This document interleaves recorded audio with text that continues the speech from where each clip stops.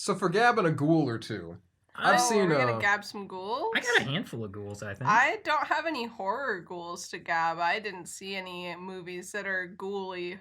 Well, I watched a movie that had some ghouls in it. It's called Bloody Muscle Bodybuilder in Hell.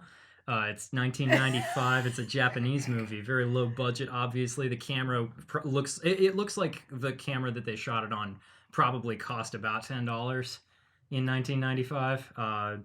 The camera work is like, it's the best that they could do with the camera that they had. Clearly, That's such a rude, mean thing to say. Okay, but here's the movie does go like surprisingly hard though.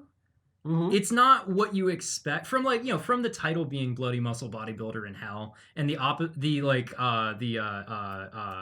alternate title being Are you doing this again? God. The alternate title is The Japanese Evil Dead.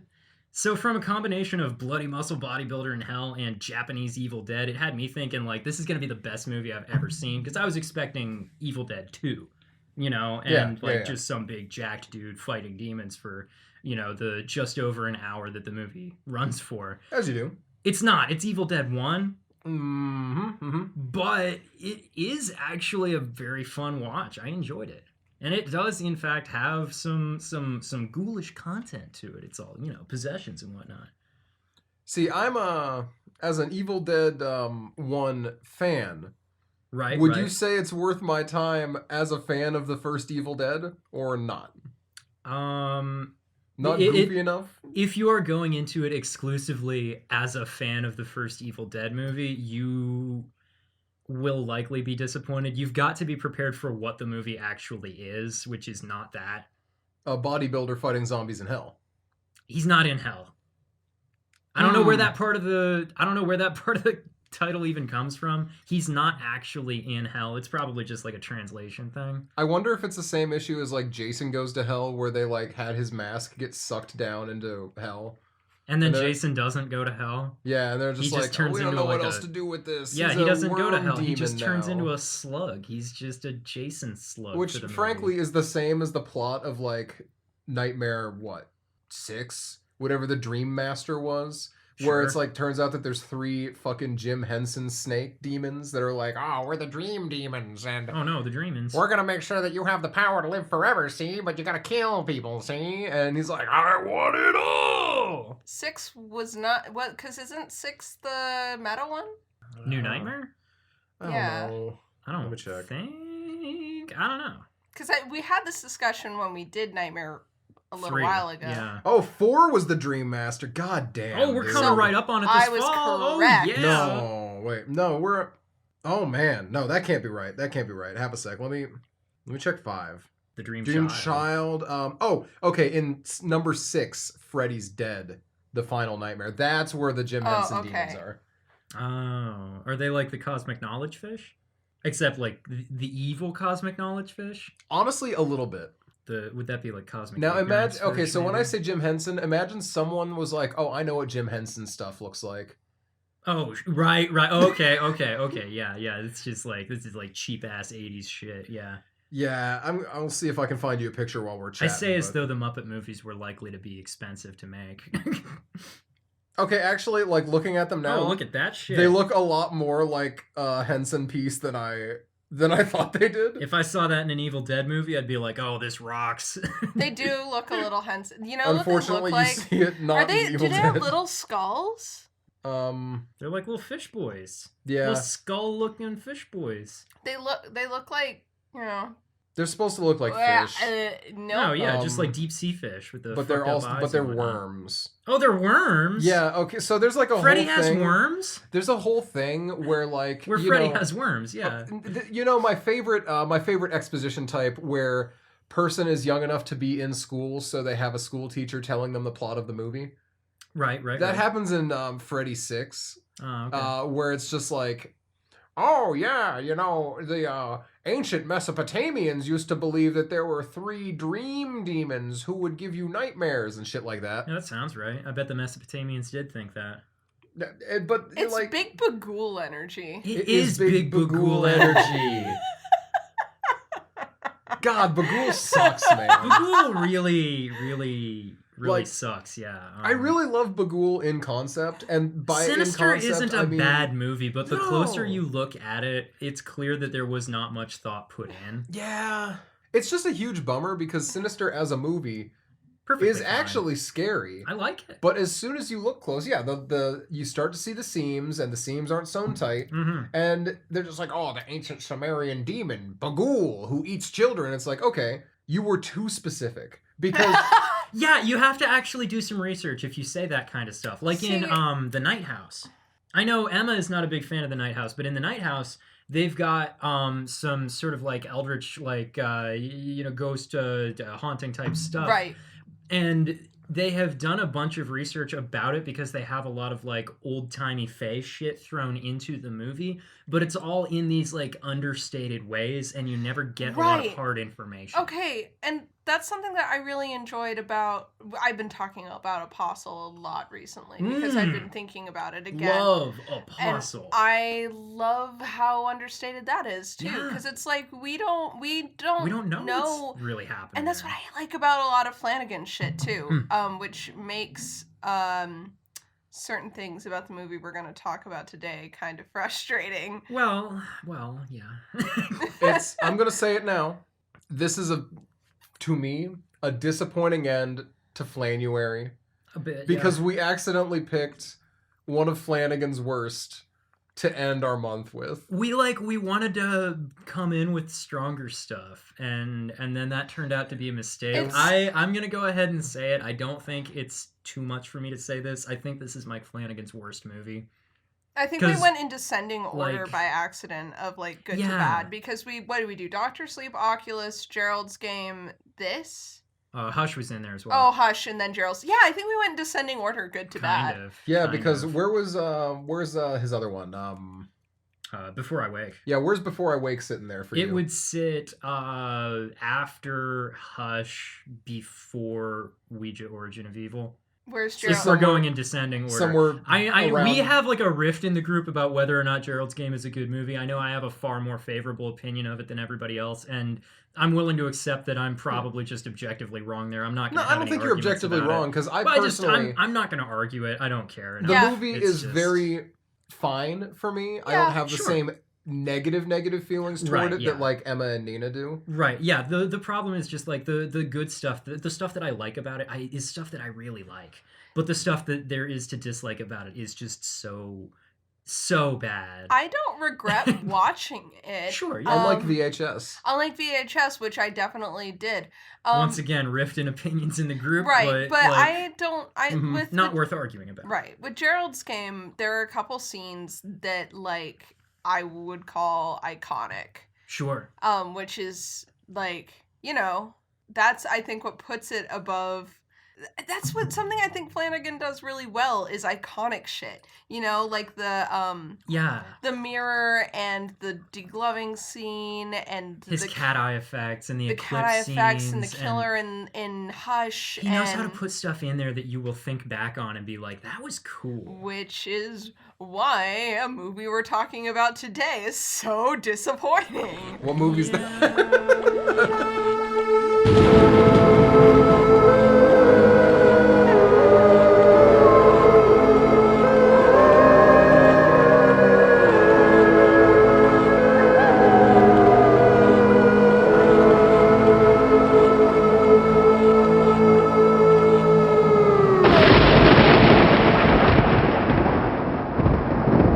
Welcome back to Casual Obsession, the horror movie podcast where we talk about horror movies. In one room, drinking wine and having good times, I'm your host, Noah. With me also being Jeff. Also drinking wine and having good times, but also drinking tea. And Nina. Also doing both the things Jeff's doing. And yeah, that's it. It's just us this time. Just us, just no us. Emma. Emma couldn't. R.I.P. Emma being busy with All the Witches, which is live on Kickstarter right now. Hot damn. Is it really? That shit's Isn't it? exciting. Wait, 15th. shit. I don't shit. think the it is. 15th, Shit. you loser. Yeah, not right now. Not right soon now. is Soon, live very on soon. Kickstarter Very right soon. now, Yeah. but not today. The 15th of March, guys. There will be a link in the description to the project definitely make sure you not pre-order. Follow. Make sure you follow it so that you know when it goes live. Big fucking things coming. Very excited. Very about That shit is excited. so exciting. Yeah. Yes. As part of the tester team that has, we've gotten to see some of the stuff going on. It's cool. It's gonna be fun. It's cool. It's gonna be a super lot of fun. Yeah.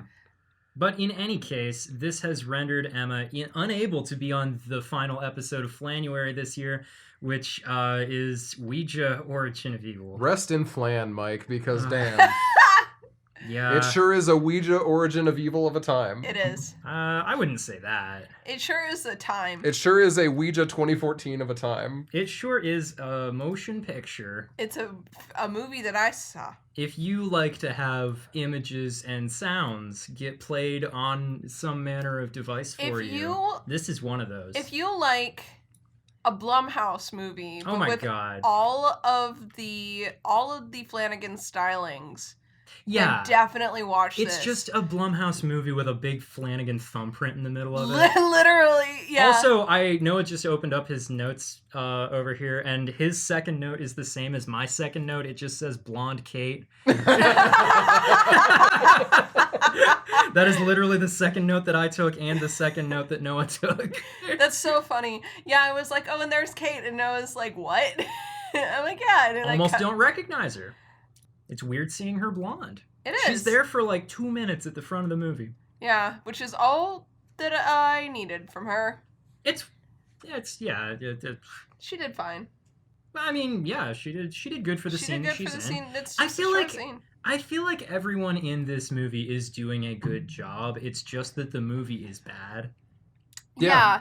And there's Not to blow our ratings early, but Like- this movie is not great. I am Yeah, so excited it's- to talk about why it's bad, though, because it's Yes. like, this is the most, like, quantifiably bad movie. Like, as far as the reasons it's bad, they're all, like, technical reasons. I don't Mhm. have any moral issue. Well, It's I have not one content. moral issue Yeah, with there's this movie. one issue that I don't like. The rest of it is all like things that could be You improved. guys have a moral issue with this movie? Not a moral issue, Not a it's- moral issue, but a like plot issue, I guess. Oh, okay. Yeah. We'll get into it then. Yeah. So But like, yeah, it's literally just the movie is not written well. No. Yeah. That's it. That's the whole problem. It's And pretty, I yeah. have no proof of this, but Jeff and I were talking. We're pretty sure our suspicion is this was a finished script that Mike was brought into.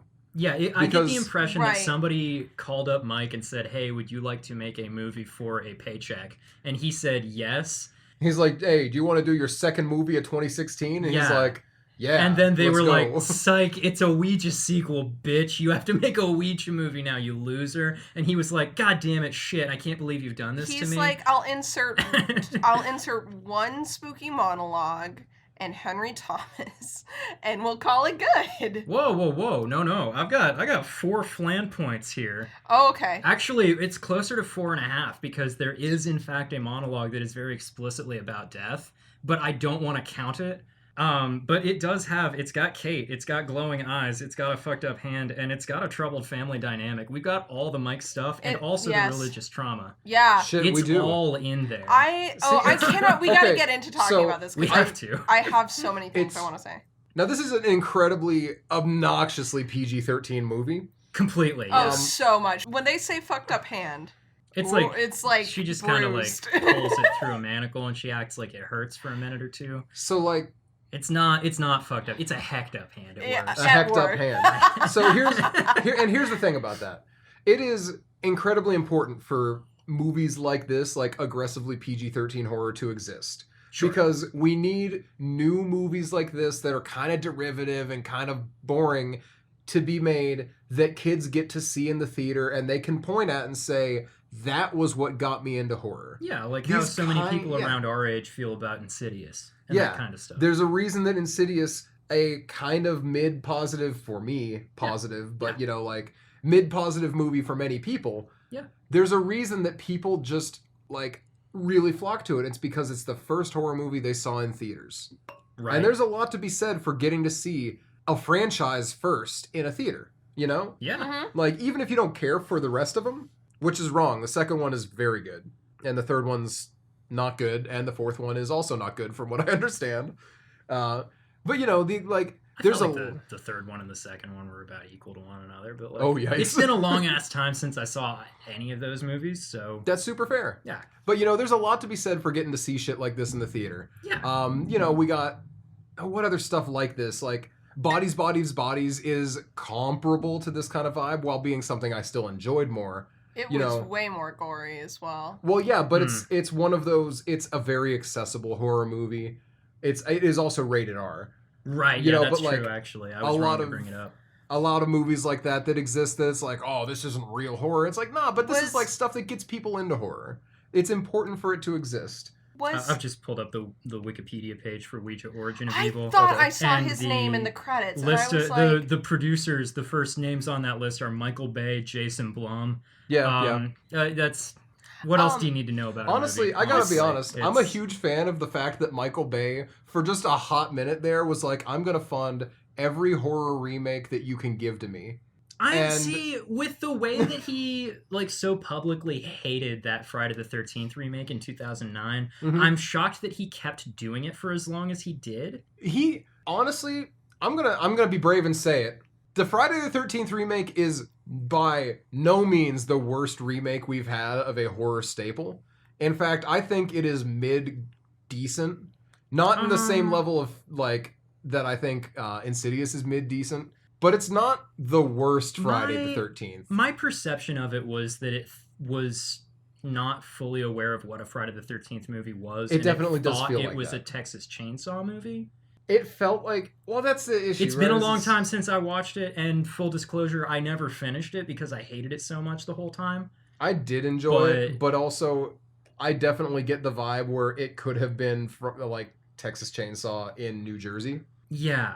Okay. I want to bring it back to and reinforce the point about PG-13 movies. Yes. Right, yeah, we're getting off topic. Yes, I'm sorry. PG-13 horror movies. Never. Because the first horror movie I saw in theaters that was a straight-up actual horror movie was M. Night Shyamalan's The Visit, which I saw when I was a freshman in college because I wasn't really I didn't have anyone who would go see horror movies with me, and then freshman year of college I met a bunch of other people who would watch things with me, and I saw The Visit, and I was so prepared because I'd never seen a horror movie before. I was so prepared to hate it. Right. And then I didn't. And then I didn't hate it, I didn't like it. I was like, that was fine. And then I watched Split, which is another Shyamalan. It's okay. And then I watched... Split was such a good theater experience. It was fun. It was a fun one to go see. Honestly, here's a very firm take of mine. If you get a chance to watch a Shyamalan in the theater, you really should kind of take it.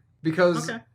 They're fun and they're kind of wild. Okay, I do feel like he doesn't deserve the degree of hate that he gets. I'm not like a fan of his by any chance. By any chance, what am I saying? By any means. But like, I do think that he is underrated. I think that I'm accidentally a fan. I think that I've seen so many of his movies, and I always feel like giving him a chance. Right. And I think that's fan behavior. So yeah, that is what that is. Yeah. But I didn't watch Old because I don't like the premise, and the concept is stupid. I read the graphic novel it's based on because everyone said it was better than the movie, and I hated the graphic novel. Oh no! And so I was like, this is exactly what I thought it was going to be, which is kind of perverse and just, it feels like it's exploring things. There's a lot of graphic novels that I feel this way. Sure. It feels like they're exploring things because they're fucked up and not because they actually have anything interesting to say about the human experience. Oh, okay. Okay, sort of a splatter movie kind of thing. Where it's just kind of like, well, this is pointless, it's just kind of gross. In a very, like they act like they're saying something. Because I know that Sandcastles thinks that it's saying something about how short life is, and this is my opinion. If other people found this profound, good for you. But in my opinion, Nina says, fuck you. But I just think that it's like, wouldn't it be fucked up if two kids aged rapidly and didn't understand themselves, and then we're like, oh, but they had sex and had a child, but still mentally they're kids because they're just on the beach that makes you old. Stephen King, what are you doing here? It's just fucked up, and I'm like, I knew that was gonna happen, but you set up the scenario so that it would happen like this. Nina, I don't think I've ever heard you roast a hypothetical person as hard as when you said, if you think that's profound, good for you. Yeah. Wow. Like, I think I felt the heat from that one. That was...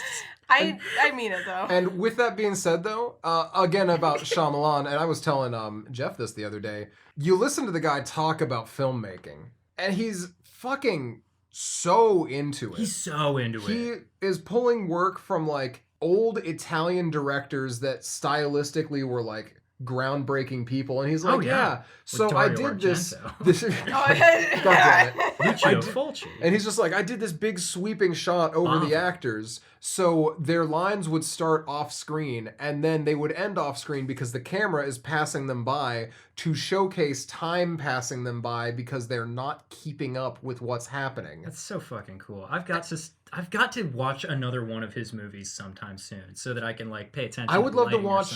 I want to watch the new one. You know, I want to kind of shit watch. that I do want to watch the new one. I want to watch The Village with a director's commentary turned on. I want to know watch, what he has to say. I just want to watch The Village again. I haven't seen The Village Because, like, I feel should watch it sometime. I feel no need to check out Signs again, or even to watch Split a second time personally. Yeah. But, like, I want to give The Village another shot because I feel like there was a lot of neat stuff to it. I want to watch all of the scenes from Glass that are just the characters from Split. I don't give a shit about the Unbreakable characters. I'm sorry. That's Bruce Willis, isn't it? Mm-hmm. Yeah. Okay. And Samuel L. Jackson. Yeah, I never saw that one. I have no idea what it is. It's just like superhero stuff, isn't it?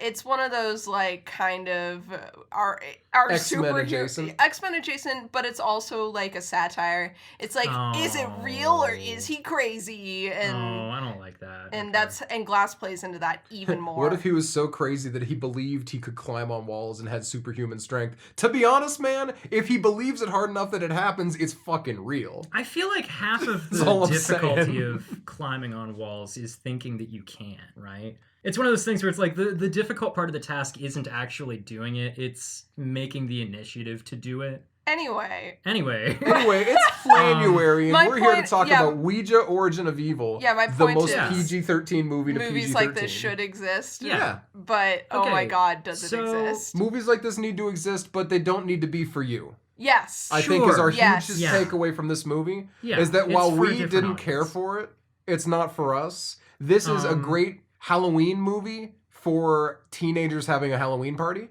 This is great. I would totally agree. Yeah, and it works for that. And I would really hope that if they liked this movie, they looked at other Flanagan movies because then the things that I solidly think that if you like this movie and you had things you liked about this movie, those things are probably more present and done better in Flanagan's other work. Absolutely, yes. Okay, so while we were having that discussion, I did a quick Google about the production of this movie, and just for everyone else's reference, my hard stance on this podcast for the longest time has been and continues to be: we should not cover sequels, prequels, or remakes before covering the original, and this is kind of breaking with that policy.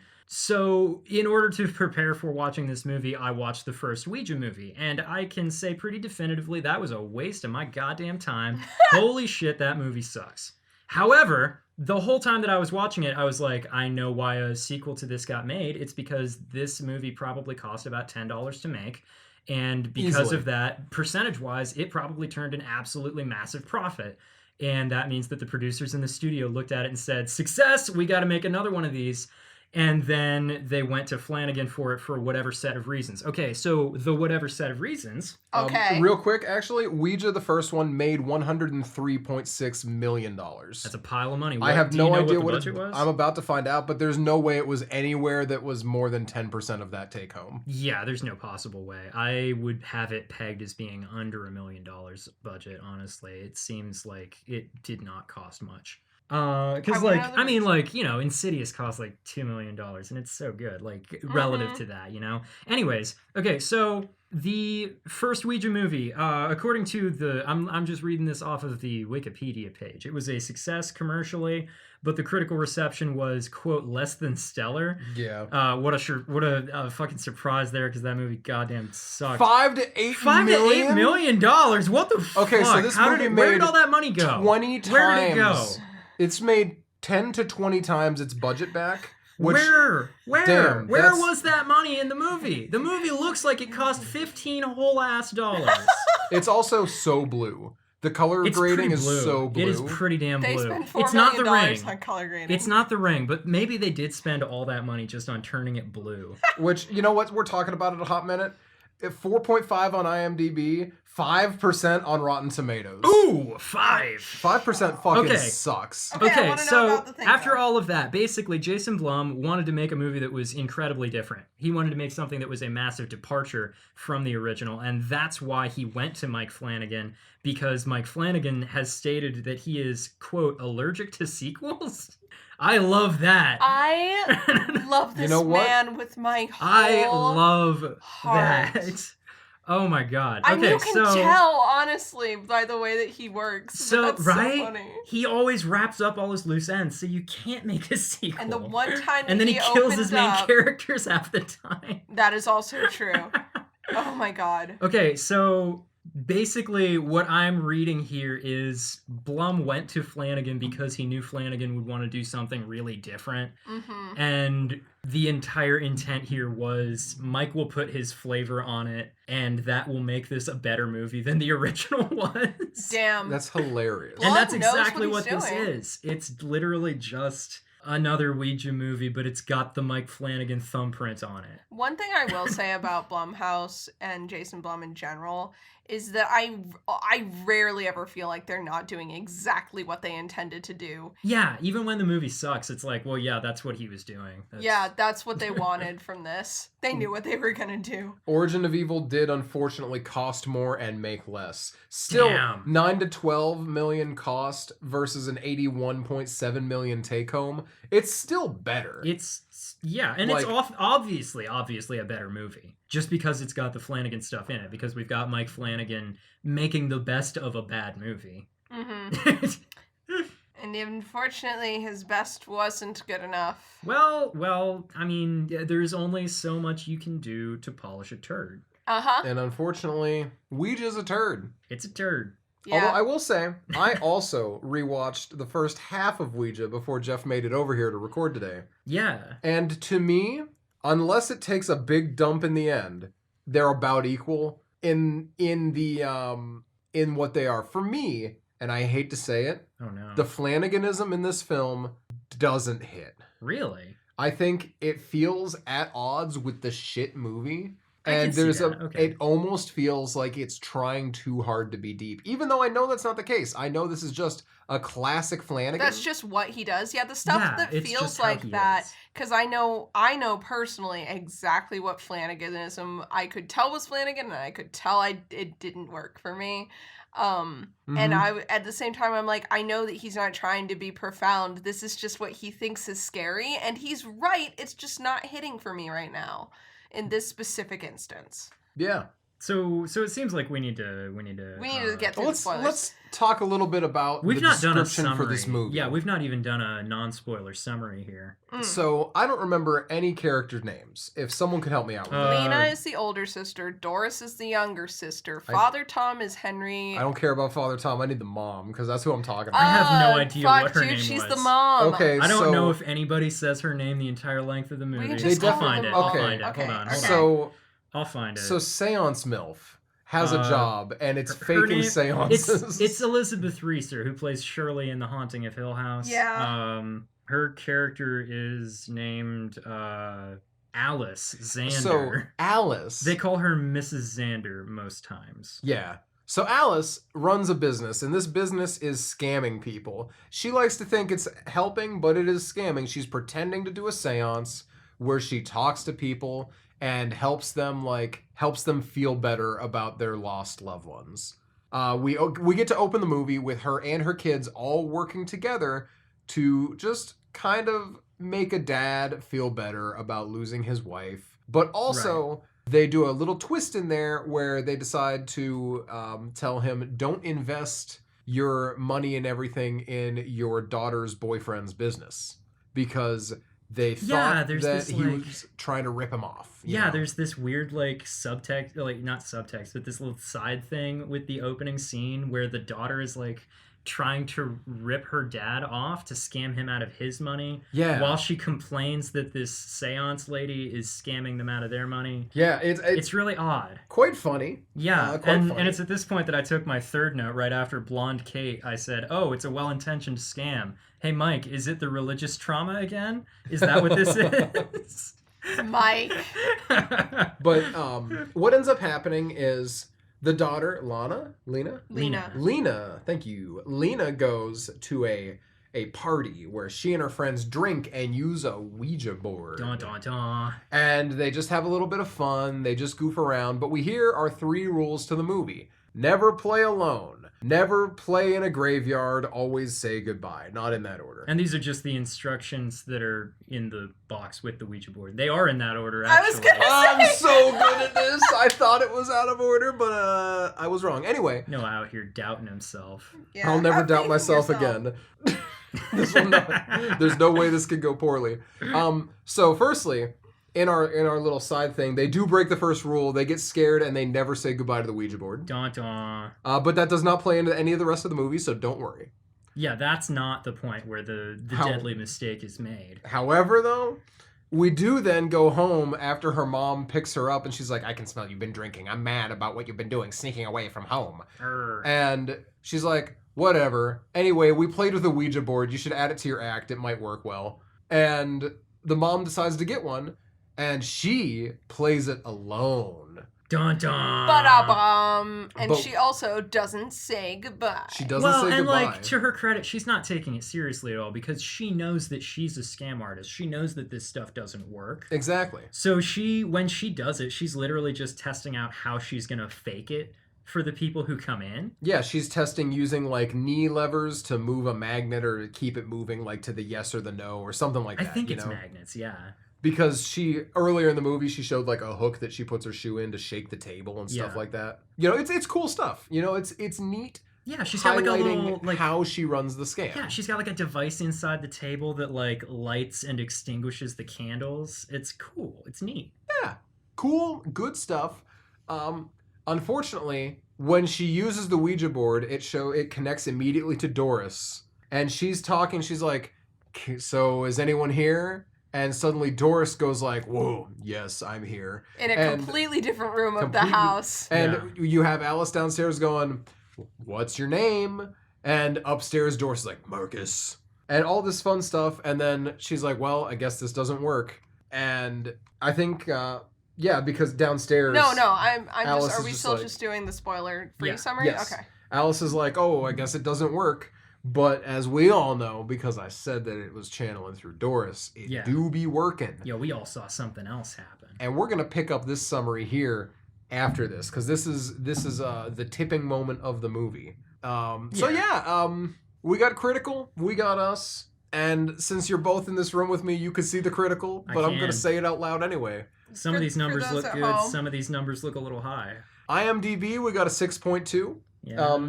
Fair? A little high, I think. Rotten Tomatoes, we got an 83. That's high. Really high. Really high. It's due to the way that Rotten Tomatoes works. It's it's different. Whatever. Yeah. Metacritic is a 6.5 or 65. 65 is percent. Yeah. Yeah, 65%, a little bit high. Yeah, it's a little bit high. Yeah. Letterboxd is a 2.9 out of 5, which gets to a 58 out of 100, which is kind of like with the 6.2. I think we're right about there. This is, for me, a very clean 5 out of 10.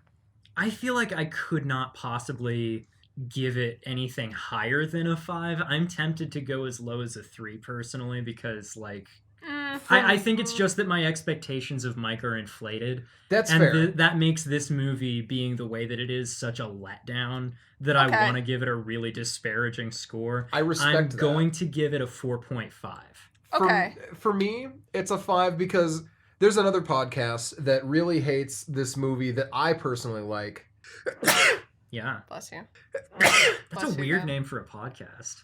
And the movie is The Autopsy of Jane Doe. They have Ooh. that as their center number movie. Oh, yeah. An aggressively mid movie in their opinion. Personally, You talking about Dead and Lovely? I am talking about Dead and Lovely. Yeah, the fivest five, as they call I it. can't believe that they think that movie's the fivest five. Personally, have you seen it? I've got to watch it again sometime. It's been a little while, but I remember mostly pretty enjoying it. I think it's pretty good. It's a strong It's 7, very, week like- 8 for me. It's very atmospheric. Is Yeah. the thing, and I really like that. I I really think- like that. Yeah, I think you'd really like it on a second viewing.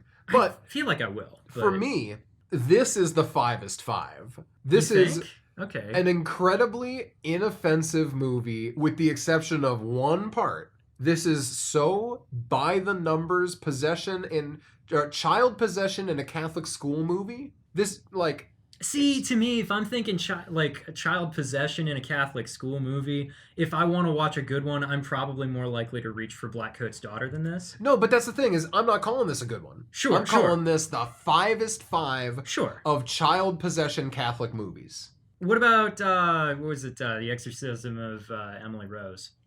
Slightly more positive because she's Ooh. not. This is school kid in Catholic school. Okay, yeah, she's older in that one. Yeah, I got you. Yeah. What is it? Veronica is a better example of what I'm looking for. I feel like Veronica's the better Ouija movie, honestly. Veronica is the better Ouija Between movie. this, the first Ouija movie, and Veronica, I would watch Veronica again. Me too. Flip side, we're not here to talk about Veronica, Not which this is time, no. worth checking out.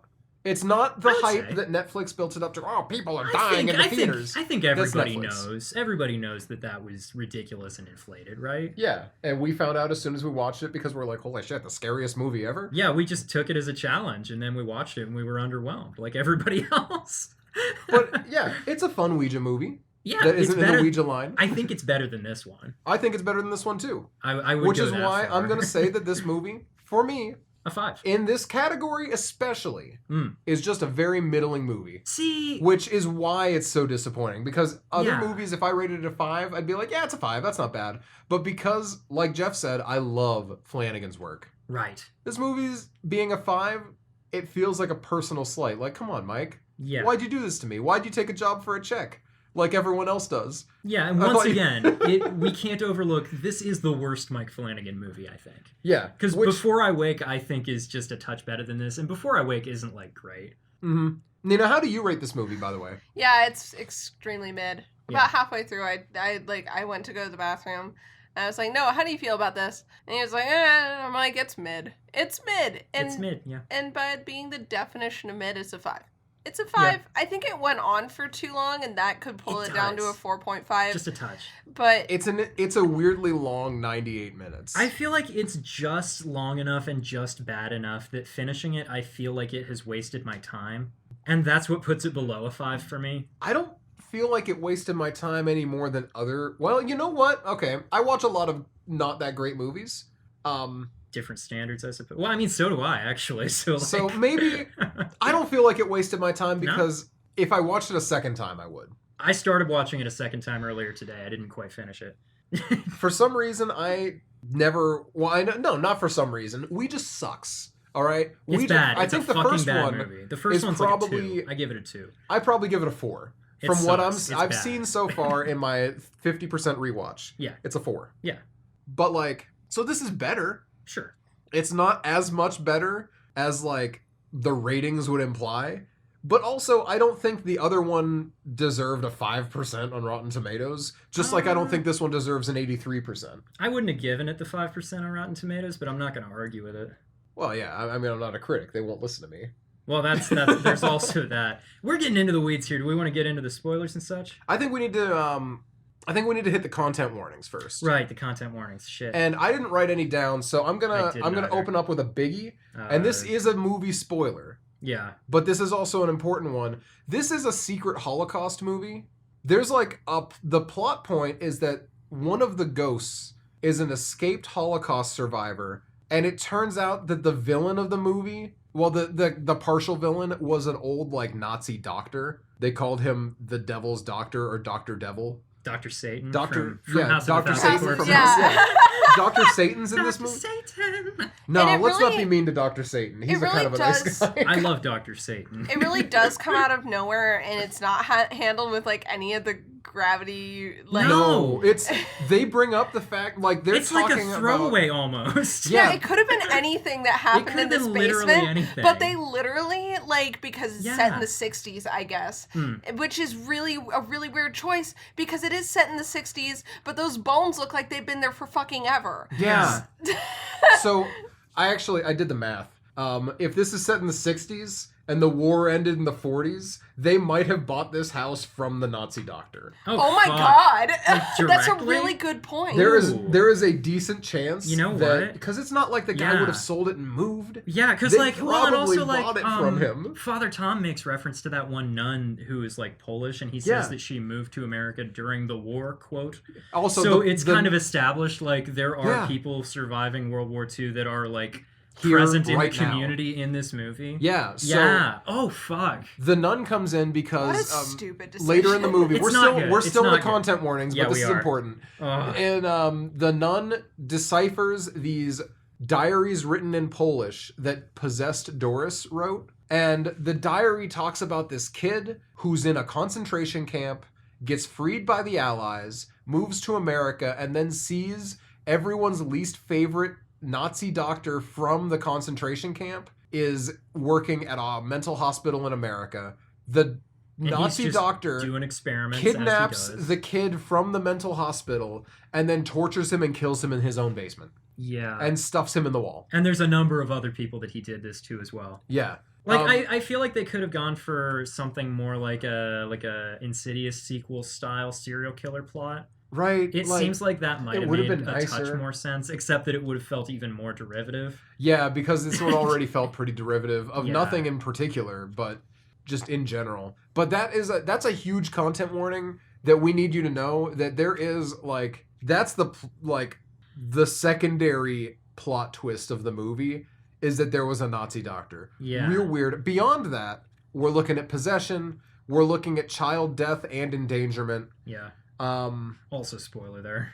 yeah, but that's that's kind of it. I feel like that's kind of it. Yeah. Because unfortunately, once again, it's an incredibly PG-13 movie. Very, very It's- PG-13. There's not a lot of blood. There's not a lot of direct violence. There's a hanging. I guess actually that's a biggie. There is a hanging. there is a hanging, which You is a see it suicide. happen. You don't. Well, no, it's not. Well, it's a possession-based suicide. I don't really count. We don't see him like tie it on himself. Yeah, we don't We see- just okay. see him fall down and get caught by the rope on his neck. Like that's. But like for what it's worth, that could Sure. still count for It many could, yeah, situations. yeah, where certainly. adding the possession in puts that big, well, technically kind of angle. Sure. But I didn't perceive it all as happens one, but, off screen, so there's nothing grody that happens. Even the trademark Flanagan fucked up hand is just like a quick ooh, Yeah, and it's then really we move kneecapped. on. It's really not so much what you'd expect from a typical Flanagan hand. There's okay, we gotta get into it. 'cause- We have to. Oh my god. Do you have another content warning?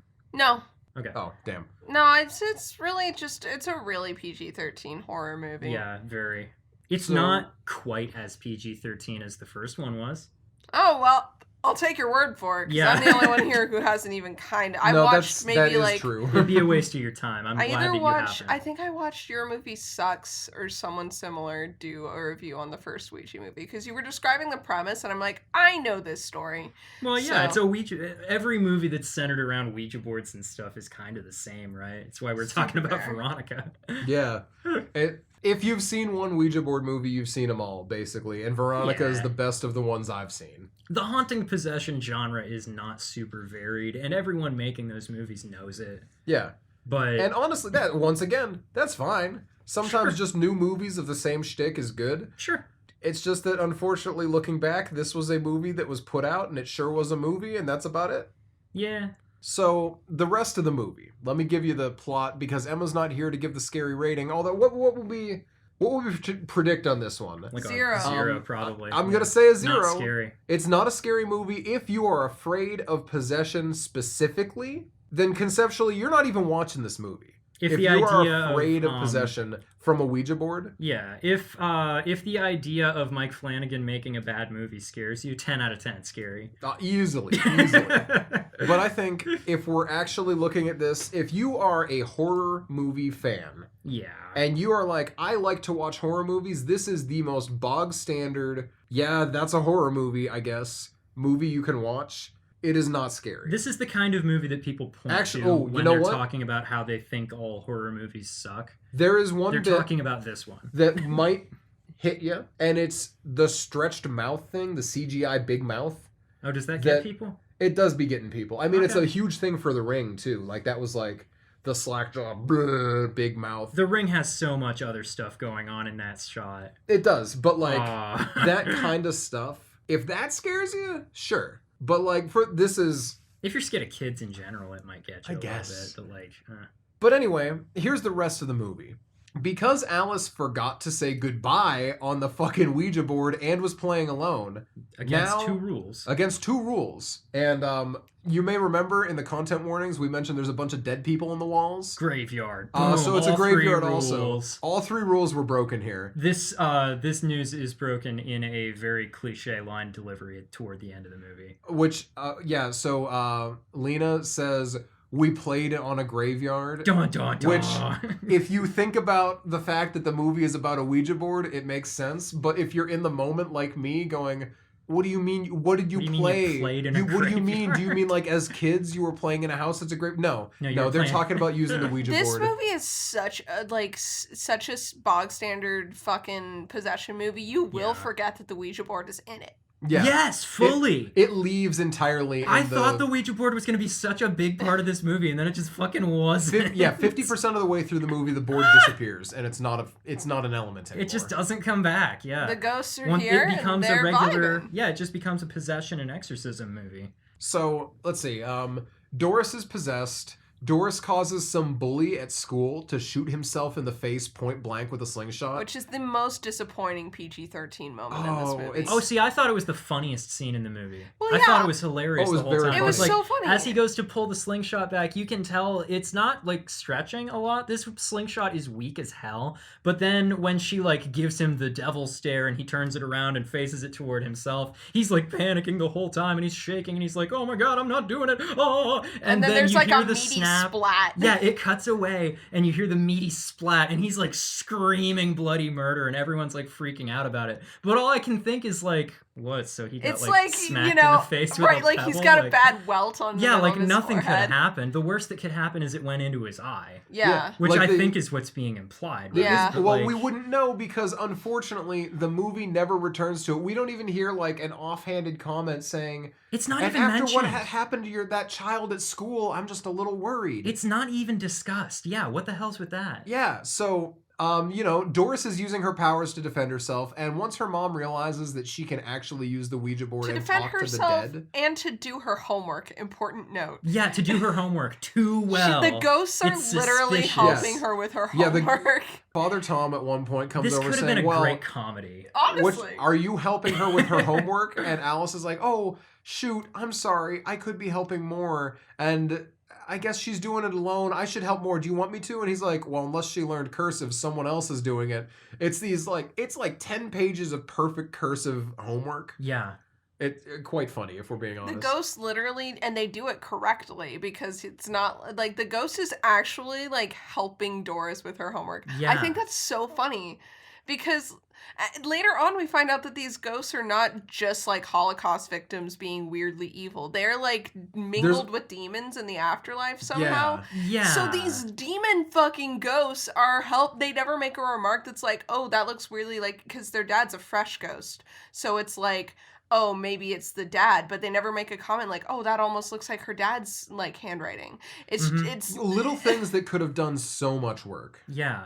Oh, also the dad is dead. The dad is so dead that they will not shut up about it. He's so dead. He's we see super him dead. We see him in a photograph once at the front end of the movie, and then we don't even see the picture again. He's so dead. Yeah, he's in a flashback at the end, and he doesn't even look like the photograph, if we're being completely honest. I forgot the flashback happened, honestly. This movie. All right, let's get out of this summary. So, let's see. Boyfriend comes over and is delivered an intense monologue about, do you know what it's like to be strangled? Which I'm going to let Jeff talk about later. This is the best scene in the movie right here. I don't agree, and I can't wait to talk about it in a minute. But, then we get Father Tom. Oh, the Flanagan Father Tom is just like, Father Paul. I wish it was Father Paul. He came over and he's like, I'm going to take you up on that. Okay, Sorry. Sorry, we're pining for a better priest. He comes over and says, I'll take you up on that seance, actually, that reading. And he sits there and pretends. Because his wife is dead, and they offered to do a reading for him so he could talk to her. And he was like, no, because I'm a priest.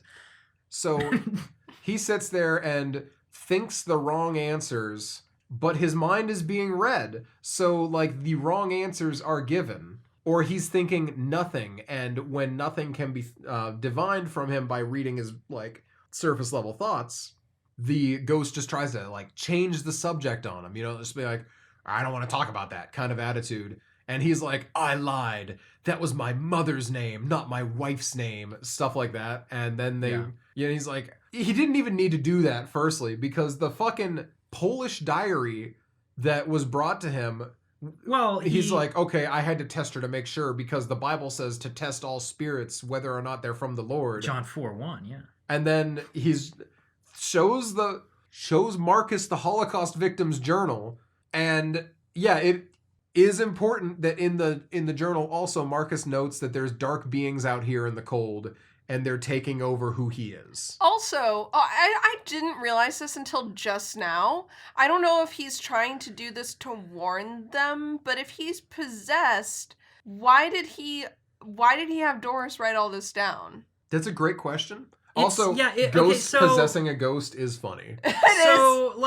It kind of seems like if they're giving the land of the living the diary and such, and it's like, I think one of the cooler aspects of this movie is that, like, the diary goes up to the point of his death and then it continues afterward. Very conceptually That's very, cool. very neat on a conceptual level. Not executed in a very cool way, but it's a cool idea. But, like, it's really weird that it's so inconsistent. Like, are the ghosts trying to contact the living to warn them of a problem, or are they just trying to do evil stuff? Yeah, are they here to... It's never Are they contacting you to scare you, which is what they're doing? Or are they contacting you to help you, which is also what they're doing? Yeah. It's really, there's a lot of, and I'll mention a specific line that stood out to me later, but there's a lot of stuff in this movie that is very paint by numbers, as they want it to sound cool, they want it to be a cool reveal, they want to have a cool moment, so they write things that do not make sense within the world of the story that they've written. Yeah.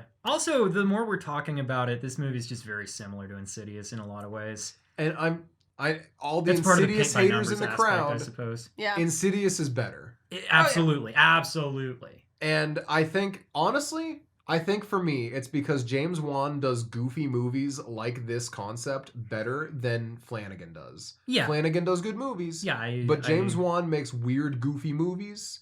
And he can get away with weird, goofy science in his movies for those reasons. Whereas Flanagan's movies... Yeah. They're a little bit more grounded, traditionally. We're so close to done with the summary, I'm sorry. Okay, I'm sorry, yes. Anyway. Yeah, we got we can get into more general discussion. But... Also, I forgot to mention this earlier, but Doris did use the board alone, thinking she was talking to her dad, but it turns out it was Marcus. Maybe she was also talking to her dad. Yeah, this is another thing that they fucking do, is they're like, they never, your dad, she said things that only the dad would know, blah, blah, blah. And then the sister's like, oh, but it's because things happened in the house. Yeah. But we see later, in no uncertain terms, that the dad was there. Yes. So I'm going to choose to believe that is intentional, and that it was just Lena jumping to conclusions, and that the dad did talk through Doris early on. Okay.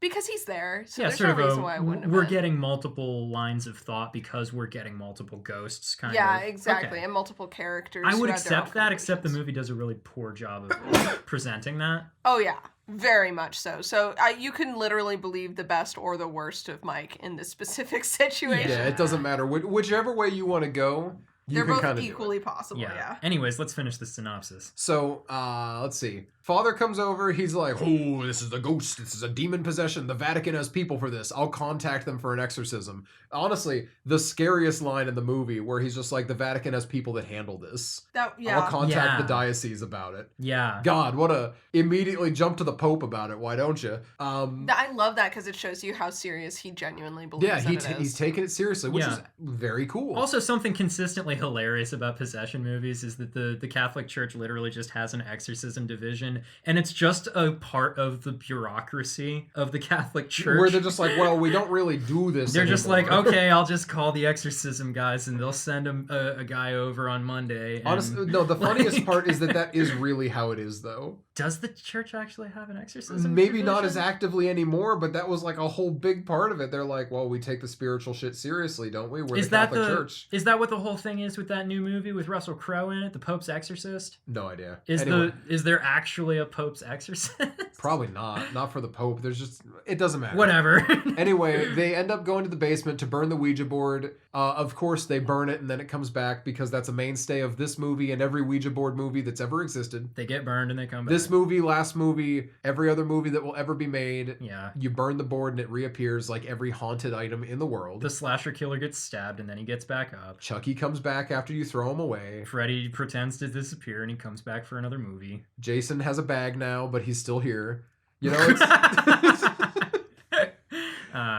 they burn the board, but Doris is missing. Doris is missing and killed Lena's boyfriend. But the mom's like, Lena, listen, we gotta find your sister. You don't have time to care about your dead boyfriend. This is serious. And we never have an emotional thought about that boyfriend again. It just never comes back. They end up going down to the basement again because they hear noises down there or something. And they're like, oh, here she is. Maybe. They get scared. They get separated. The father gets possessed because he finds the secret torture room. But then he comes up and he's like, no, I'm a man of God. I'm better than this. I don't want to scare the woman I'm interested in. And then immediately gets killed. Yeah, he manages to swallow the possession down for a minute after acting all weird for a minute or two. Yeah. And then... also, Flanagan uses the same possession eyes in this and Dr. Sleep. Cool feature. Yeah.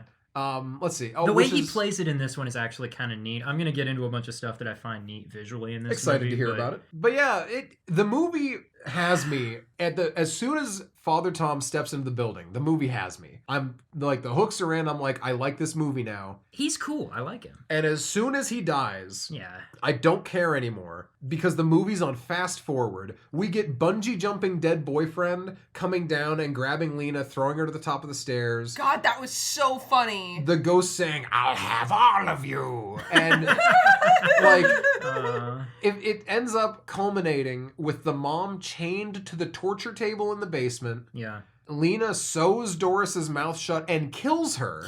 Yeah. By sewing her mouth shut, because that's earlier in the movie when her doll's mouth was sewn shut, it turns out it was their dad trying to stop the evil influence by sewing the mouth shut. Yeah. Unfortunately... And that, ties into the stuff the Nazi doctor had done. He, sewed people's mouths shut. It was, thematic or something, which doesn't sound like a good way to end things, but whatever. Doris's mouth is sewn shut, and it kills her, but Lena's just possessed enough to kill her own mom. Doris's body cannot be found, which I assumed it was just because it was in the hidden basement, but it also is implied that, she's still active, and the sewing mouth did nothing. Kinda. The mom is definitively dead, though. And it turns out this entire movie has been running in Lena's head because a doctor was like, where is your mother's body, or where's your sister's body? Because she's in a psych ward because she killed her mom, and they're like, we need to find your sister's body. And, oh yeah, my mom might know. And she's like, and the doctor's like, once again, your mom is dead. You killed her. Do you have a better answer than that kind of attitude? Yeah. She makes a Ouija board out of her own blood in her bedroom and summons her sister or whatever, and the movie ends. Bad ending. And then there's a post-credits scene with Lin Shaye, which is their tie together from the first movie. Yeah, I didn't stick around for that. The first movie was so bad, I didn't even remember Lin Shaye being in it. If we're being honest, if you couldn't tell it was supposed to be a series based on the fact that Flanagan mirrors every single fucking establishing room shot from the first movie to show where the house layout is. He does that, yeah. Then I don't know how to help you. If I mean this respectfully, it's so clearly a sequel that if there's people that didn't think they were connected by some happenstance, you're dumb. They're very clearly connected. You're talking about me, because, like, You're dumb. Literally, when I was watching it, I felt like these movies are entirely unconnected, apart from the fact that they both tangentially involve a Ouija board. And are in the same house? And apparently it's the same house? Yeah. Oh, it's very... Well, do you mean apparently because you didn't notice, or because, it's the same I feel set? like I didn't notice it because the first movie was so bad, I couldn't even pay close attention to it. Because I watched Which them in is reverse really, order. really uncommon for me. That's fair. I watched them in reverse order, Okay. which is to say prequel sequel instead of sequel prequel, Right, the release right. order, which made those type of shots much more obvious. But Sure. anyway, here we are in the movie, which Yeah.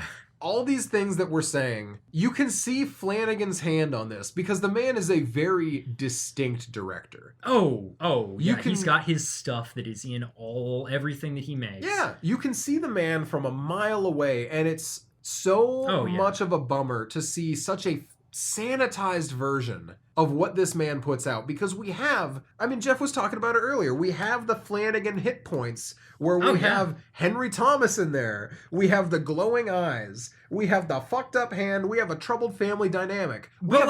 But it's all like the most milquetoast version of all of these characters. It's his worst glowing eye effect, for sure. Yeah. The glowing eye effect in Before I Wake is way, way better than this shit. Also, it's so funny that he just does it because it's hard to do, and he does it as a flex. I love that. And it looks so cool. I mean, and it's not confirmed that that's the whole reason. I think it's probably just that he thinks glowing eye effects are very cool to begin They with. are very cool. He's correct. Right. The way that he does it is the best, usually. Yeah. Except then there's this movie where it's like, shit. Mike it's Flanagan, so bad. if you're out there, please adapt my book.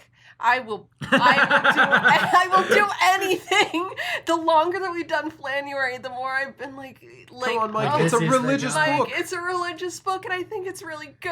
And it's got glowing eyes and two characters. Who would Henry Thomas play? He could play Marlowe. Oh, Unironically, fuck! he I could. would love to see Henry Thomas as Like Marlowe. we said, Raul Oh. Coley, and that was a good one as that well. could be good. They both could. There are other characters Either of that them, I either wouldn't of really them argue could with that. play. Raul Coley would play the cult leader. Oh, he'd probably But be okay with that. yeah, I wouldn't be opposed, but Yeah. there's a lot of I don't know. Come on, I feel like we'd have to Trying to depart serve from a lot of Geffen the... in. Kate Siegel. The Kate Flanacast Siegel. would have to take a step back. Kate Siegel plays Harriet. I am not taking notes. That is Why how take it is notes to on a be. correct opinion? Yeah. Okay, I could Just see it. Have Yeah. her be a little evil. Let- Just a little Let Kate evil. be evil as a Come treat. on, Mike. Let Kate be... Come on, Mike. Okay, but let's... Or anyway, He has this said movie. actually. Mike did say that in Fall of House Usher, Kate's work in that is different from anything he's ever seen her do. Please say that that means I'm she's bad. Fingers crossed. I hope she's evil. she was a little evil in Bly Manor, but she was tangentially she was evil kinda in just Bly Manor. bitchy. She had been wronged in Bly Manor. Okay, anyway. Bly It's Manor's just like revenge world's biggest bitch is a bitch after death. Okay, cool. I'm not surprised. And I love that for her. Anyway, so I wanna talk about this do you know what it's like to be strangled to death scene? But I like that scene. first I wanna talk about my least favorite line in the whole movie, which I've is got several written down not that expected. I I hate. don't think it's the one any of the ones you'll think it is. My least favorite line in the whole movie, I don't even know it verbatim. It's when she goes and brings Father Tom, Lena goes and brings Father Tom the letters in Polish. And she's like, Doris wrote these, and he's like, that's kind of fucked up. Are you sure? Did you see her writing them? And Lena's like, yeah, I did. And then as she's on her way out the door, he's like, what are these? And she's she like, says, hopefully nothing, Father. And yeah. it's like, you know what they are. Yeah, that's You bad. just had a Okay. whole conversation about it. I think my least favorite line in this movie is either "My mother was a fortune teller" or That was bad. or oh, here we go. From the end, I had to stop the voices. Fuck all the way off with that shit ass line. I fucking hate it. There's so much stop the voices talk in this movie, and I fucking hate it. It's I so don't bad. like Those lines are never that good. At all. They I hate sucked. That sucked. I didn't like the monologue about what happens when you get strangled to death because it's very clearly Flanagan. This is the most Flanagan It's part very of the Flanagan, movie. yeah. The monologue, yeah. It's very out of place with the rest of the movie. Oh, you think so? I definitely do. Okay, But okay, I see that. Yeah, it is the creepiest part, and I said I wasn't gonna do this, but I am gonna do this a little bit. The delivery really tweaked me out. I don't know why. I like the delivery. It's on a that one. sensory thing for me. I think she does this whenever she's possessed and talking to the boyfriend. She leads into the line like this, and I think that this is how I'll talk, and she does that on every line through the whole monologue, and I get that she's a kid actor, and it's a spooky monologue. It's kind of like a half Shatner at that point. It is similar to Shatner. It's similar to Shatner. But yeah, no, that's all. Okay, that's literally the big problem that I had was once I noticed it, I could not turn off the part of my brain that was noticing it. And that really put me off of the cool, like, kind of concept behind it because this is something that Flanagan does that I don't think we've talked about during Flanuary, is he will have his characters we've talked about the monologues, but we haven't talked about what they are. They are basically descriptions of, like, philosophical or physical, like, concepts that you need to really buy into in order to get the desired effect. There's the scene in Midnight Mass where they're talking about what happens after death, and it's a really long monologue about both times that it happens, right, because it happens twice, right, and it's really good because it's such an emotional climax for the character doing it, and it also encapsulates all the themes of the show, and it makes you, and it's something that applies to you as a human. Like, it's something that's a very human fear, and it's something that is comforting and scary at the same time. Right, yeah. And also it, like, highlights the difference between, why can't I think of their names? Riley and Aaron as characters. The things that they focus on in the after-death situation, the way Riley is so, like, material in the way that he looks at things. It's all about his body decomposing and stuff. Whereas with Aaron, it's all, like, cosmic and emotional. And it's so good. And it's so good. But with this one, it is, again, the kind of, like, washed out version of this. And then although it is a description of what it's like to be murdered, ultimately. Yeah, no. Which is dark as hell, but... Yeah, no, it's fun. Yeah. And I like it. It's just, it did not hit for me at all. And honestly, kind of was the tipping point for me where I was like, okay, sometimes the stuff I like about Flanagan is not good. Oh, fair enough. Okay, yeah, sure. If you're shoehorning monologues into absolutely everything that you make, they're not all going to be winners. Right, and it's easy for a monologue to go wrong. But if you had asked me before I watched this movie, if I thought Flanagan's monologues were in any way ever annoying, I would have beat your head in. You would have laughed at the question. I would have been like, how could you say that? He writes good monologues, the best. Ask anybody. He writes the best monologues. Have changed my life. Legitimately, they have, like, changed my way of thinking. Honestly, the Midnight Mass ones make me cry every time. The Blind Manor ones fuck me outside of context make me cry. Yeah, they don't even need the context of the show. It just gets you. So this movie has done something in its own way profound, which is once again, the most sanitized Flanagan we could get. And it's so sad. It is. It's interesting because it's made me, I think it's almost like a really good like reality check of like, there's nothing wrong with him, but he is one person who has things that he does, kind of like how after looking at several Van Gogh paintings, you're kind of like, I get the idea. I get it, Swirly Boy. You like swirls. No, you leave Swirly Boy alone. I love those paintings. They're gorgeous, and I love like swirls. I love all of them. But, like, you know, they're... Was that Uzumaki? Junji Ito, no! Junji Ito, how'd you get here? So, but yeah, no, that's just something about this movie that I realized is that, like, it's not terrible, but it definitely was a kind of tipping point for me.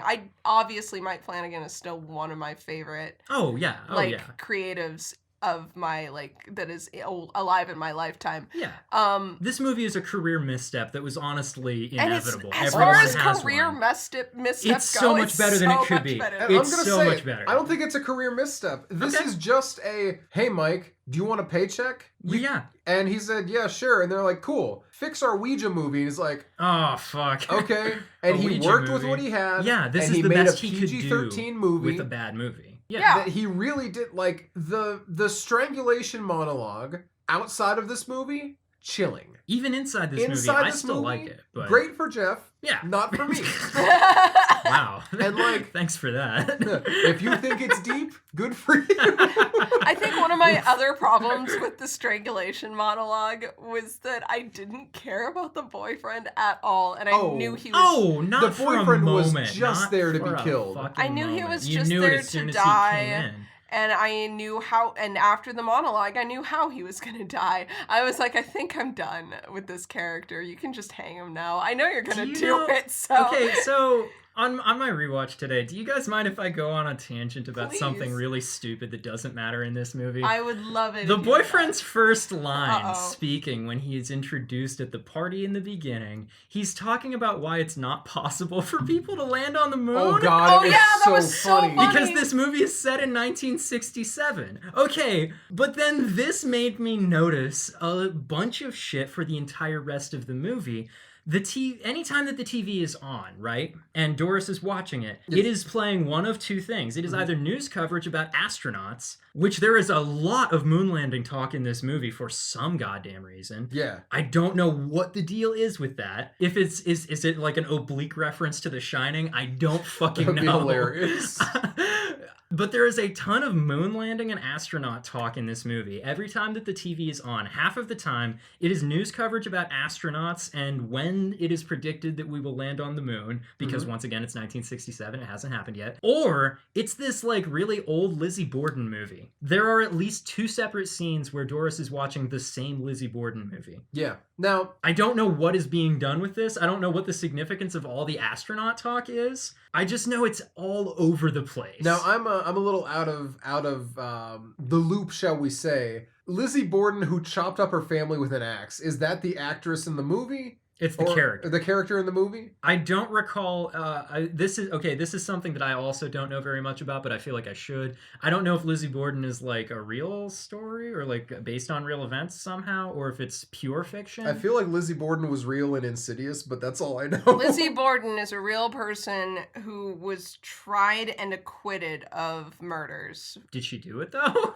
Well, fuck, I don't know. OJ, did she? It kind of feels like everyone thinks she did. It kind of feels like the pop culture canon of the event is that she did it. It seems one like way or another. there's a lot of evidence that she did. Anyway. Okay, OJ, yeah. All right.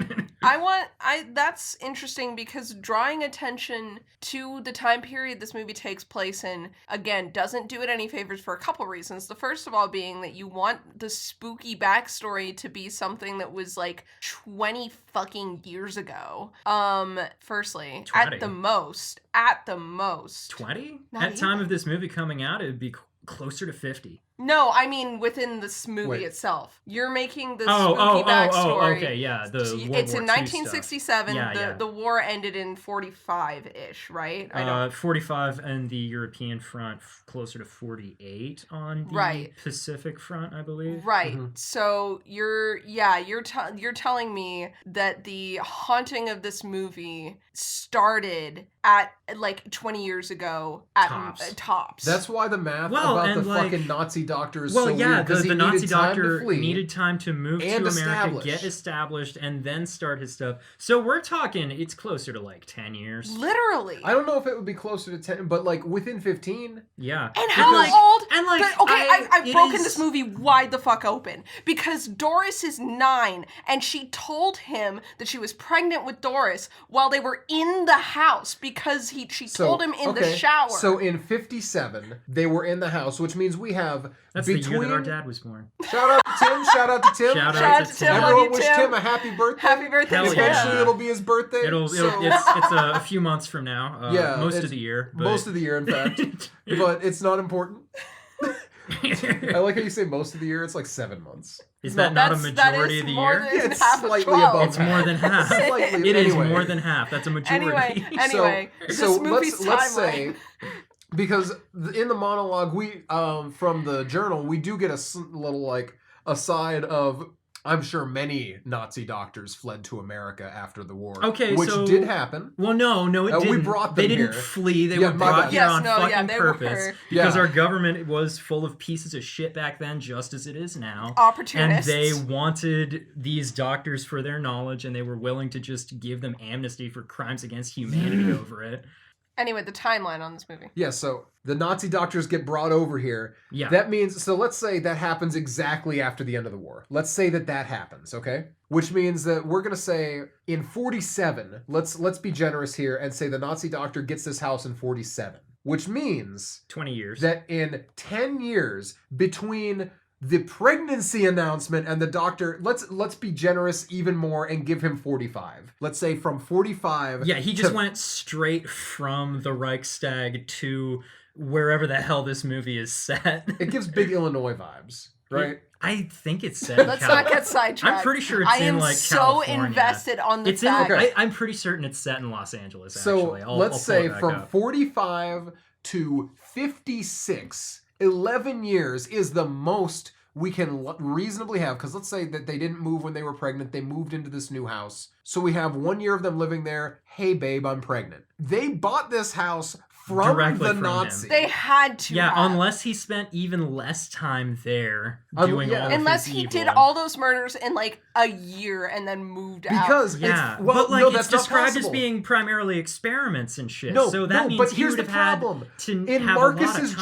Marcus's time. journal, he's in America for a few years before he ends up in the fucking mental asylum. We have a multi-year timeline. Okay, of once the again, doctor doing we're this. coming back to the earlier point. Everything that's wrong with this movie is just the writing. It is. It is literally is. just this movie is not written well. So, it's not and a here's- good movie. okay, and so it's all of executed this fine timeline for stuff- what it is, all of but- this timeline stuff is important because all this timeline stuff is important because, in my opinion, this is the most needless inclusion of the Holocaust and Nazis There's as a no plot reason point. to have It this did man not here. need to be this. Just a regular serial killer is I- more than enough. I can find you something even more unnecessary, but I don't think it's worse, actually. Have you Okay. ever seen the movie The Monster Squad? I'm not. But Okay, so I've heard.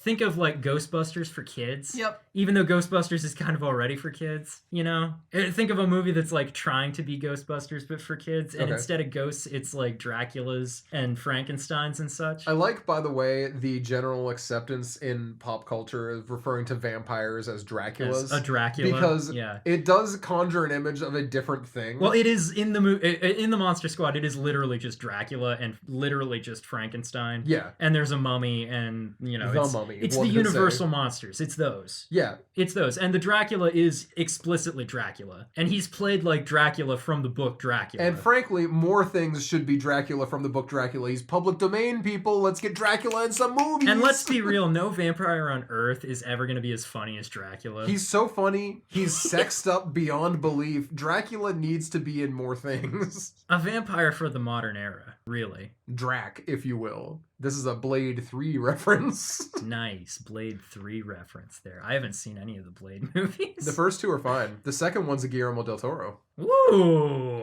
All right. I think you'd like the first All two. right. They are fun. They seem like they'd be pretty fun. But I feel anyway, like I'd this enjoy is them. an out. You were mentioning that Monster Squad has a weird Holocaust. Yes, inclusion. it has a curiously unnecessary Holocaust survivor in it. And Interesting. he's just in there to be a reference. Okay, but here is the other weird thing is the man himself is German. And it's heavily implied that he's gay. So we've got a gay man Holocaust survivor rather than the traditional Jewish Holocaust survivor. Interesting. Yeah. He's actually a neat character, but I just cannot figure out why they wonder- decided to put See, him in the movie. In that Okay. specific situation, it feels personal because not It a lot of does. people know about Yeah, the level a lot of people that don't gay, realize. gay people. Everyone and knows men about the yellow specifically. star. People don't know about the pink star. Big Yeah, triangle. the triangle. Yeah, Anyway, Triangle, my mistake. yeah. Anyway, yeah. Like so, that feels more like someone working on it was invested in that history. yeah. Wanted people to And wanted actually people to know. know. Yeah. Yeah. This feels like they were like, what's something terrible? We need a fucked up guy to kill people. Yeah. And rather than go the serial killer route, because Insidious had already gone down that path, and there's only so much you can do with a haunted house. It's 1967. They hadn't invented serial killers yet. That was a 70s That thing, was a as we 70s all and know. 80s. But, okay, firstly, the serial killer boom That's a was in stupid the thing. 70s. It's when the term was coined, right? It's Right. when the notion started to be recognized. But, Right. like, it was a thing already. Yeah, I don't know. I really feel like there is something that they could have done. Like, do a cult or some shit. I don't know. A cult would have been neat. You're in, what are we? We're in LA in the 60s. Do a cult. Yeah. Do a cult. Manson is topical at that time. Speaking of... Or about to be. He's about to be. Speaking of, I'm just going to go ahead and plug a Ty West movie. House of the Devil is really, really good. It's on Shudder, I believe, currently. That's where I watched it like a week ago, at least. I think it's still there. As of it's now. It's so good. It's so good. Okay, so I want to talk about some of the incredibly, like, comedically bog standard and very, very bad things in this movie. Please do. I'm so ready.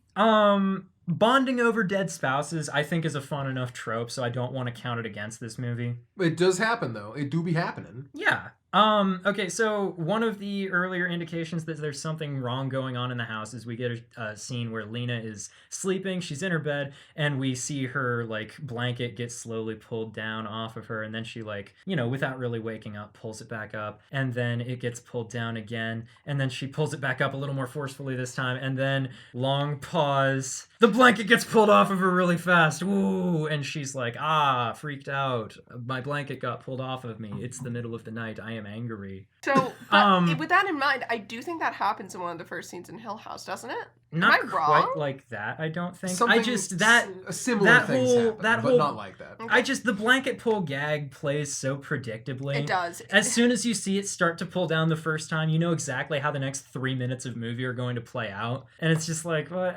Why are we doing this? Oh my god, doesn't? Why are we doing this, Mike? Like, come on. I don't you want know? to pull it back to the Nazi doctor, but I did just remember that they find several thousands of dollars worth of Nazi doctor money in the walls. Yeah. They just randomly find a bunch of money in the walls. Yeah, because they get foreclosed on. And Doris Doris literally just says, oh, I'm going to have to tell Dad about this. He won't like it. And she goes straight to the Ouija board. And everything that she does for the next, 5 minutes plays out in the background. Yeah. As the mom and the older daughter just sit on the front step being sad about it. You literally, if you watch the whole time that they're talking about how this is your dad's house and he wouldn't want us to leave and I don't want to leave and blah, blah, blah. And it's all legitimately emotional stuff, but I'm mocking it anyway. No, yeah. The whole time that that's happening, you're watching Doris in the background moving through the house and you're watching lights turn on and off as she moves through rooms.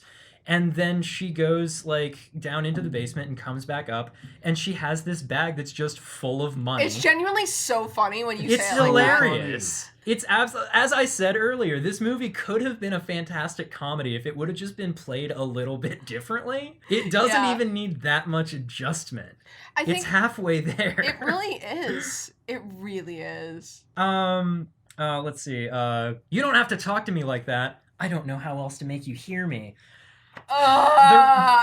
The rest of the conversation that follows after that, I think, is actually okay. Mm-hmm. I don't mind it. It's decent, strained communication between family members, and it plays realistically enough. But in that moment, it reeks of... That and line. I apologize for bringing up this appalling person. It reminds me of J.K. Rowling writing fucking the 5th book, where she's like, Harry was so angry for no reason, and he didn't know why he was angry, and he couldn't tell anyone why he was angry. He was so confused. Angry, he had no idea what was going on. That's kind of what that conversation felt like. Harry had never perceived anything in his life. I know that you listened to this on audiobook by the very pristine way that you were doing that voice. Harry, what are you doing?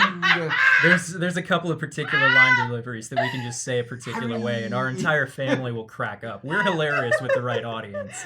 And the right audience is people who grew up in our house from the years 2006 to 2012. Those were our prime comedy years, I think, or in terms of taking in formative content. It's where we listened to all the Potter books. It's where we listened to watched all the Simpsons. It's it's where that's when we started watching the Simpsons. So we got the good material then. That's when the good material came in. Really, so sorry. piping cold, bland bell peppers.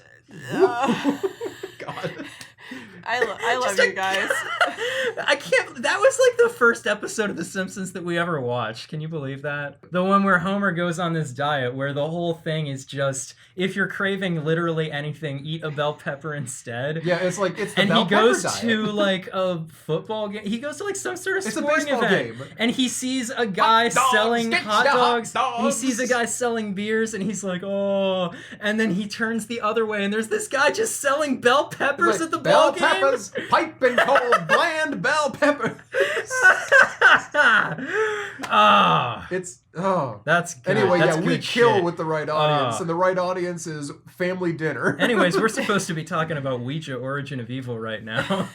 Much less fun to riff on. Okay, so Mikey, the boyfriend character, shows up what a wearing boy. like a suit, knowing that he has to walk all the way to school in it. When he's like showing up to the house to pick up Lena because they're gonna walk to school together, and he's wearing a suit. I get that it's like the school uniform thing for him. I get it. I But, thought like, he was of him as a tryhard, if we're being honest. yeah, it makes him just seem like such an absolute ass. And nothing that he does for the rest of the movie changes that opinion, because the only thing we ever get from him is, oh, my dad's an architect, and his idea of a good time is taking me and my brother driving around to look at houses. Can you believe it's that? like him being awkward with, like, being fine with Lena for the most part, honestly. Yeah. And then trying to be nice to Doris, and Doris saying, want to see something cool? And the first time he's like, yeah, totally, kid. And she gives him the death monologue. Yeah. And then the second time she's like, want to see something cool? And he's like, I am leaving. And I really like that. That's part of the reason that I like the strangling monologue. Okay, so the strangling monologue, one of the other things that I like about it is, like, it's kind of subtle. While he's upstairs with Lena, he compares them, because her mom doesn't want them to date and stuff.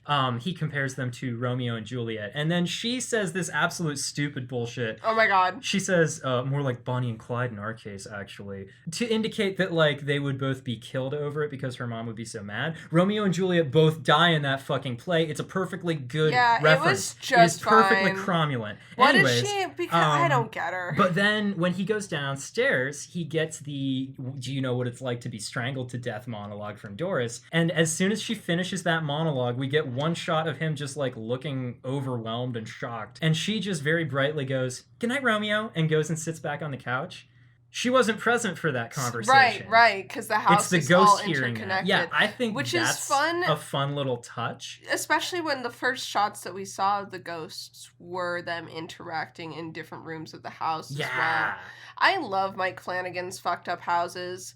I love him. Man writes a good house. It's real He fun. really does. I love wish his that he houses. just would have. I wonder if this is another like instance of like Blumhousey like interference in any way. It has to be.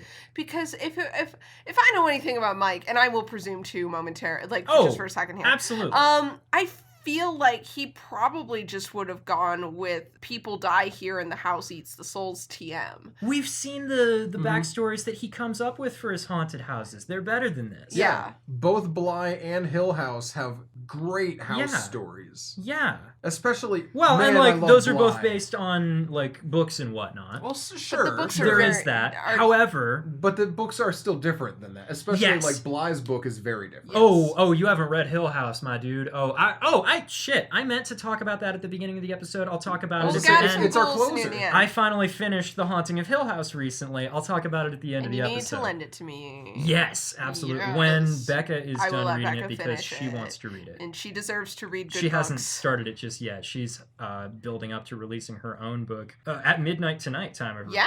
recording, actually. Very, very exciting. Very fun. Almost 600 pre-orders. Woo! Last time I checked, but that was this morning, so who even knows where it's at. Just bragging about my partner's book pre-order numbers because I think she's very, very cool. Anyways,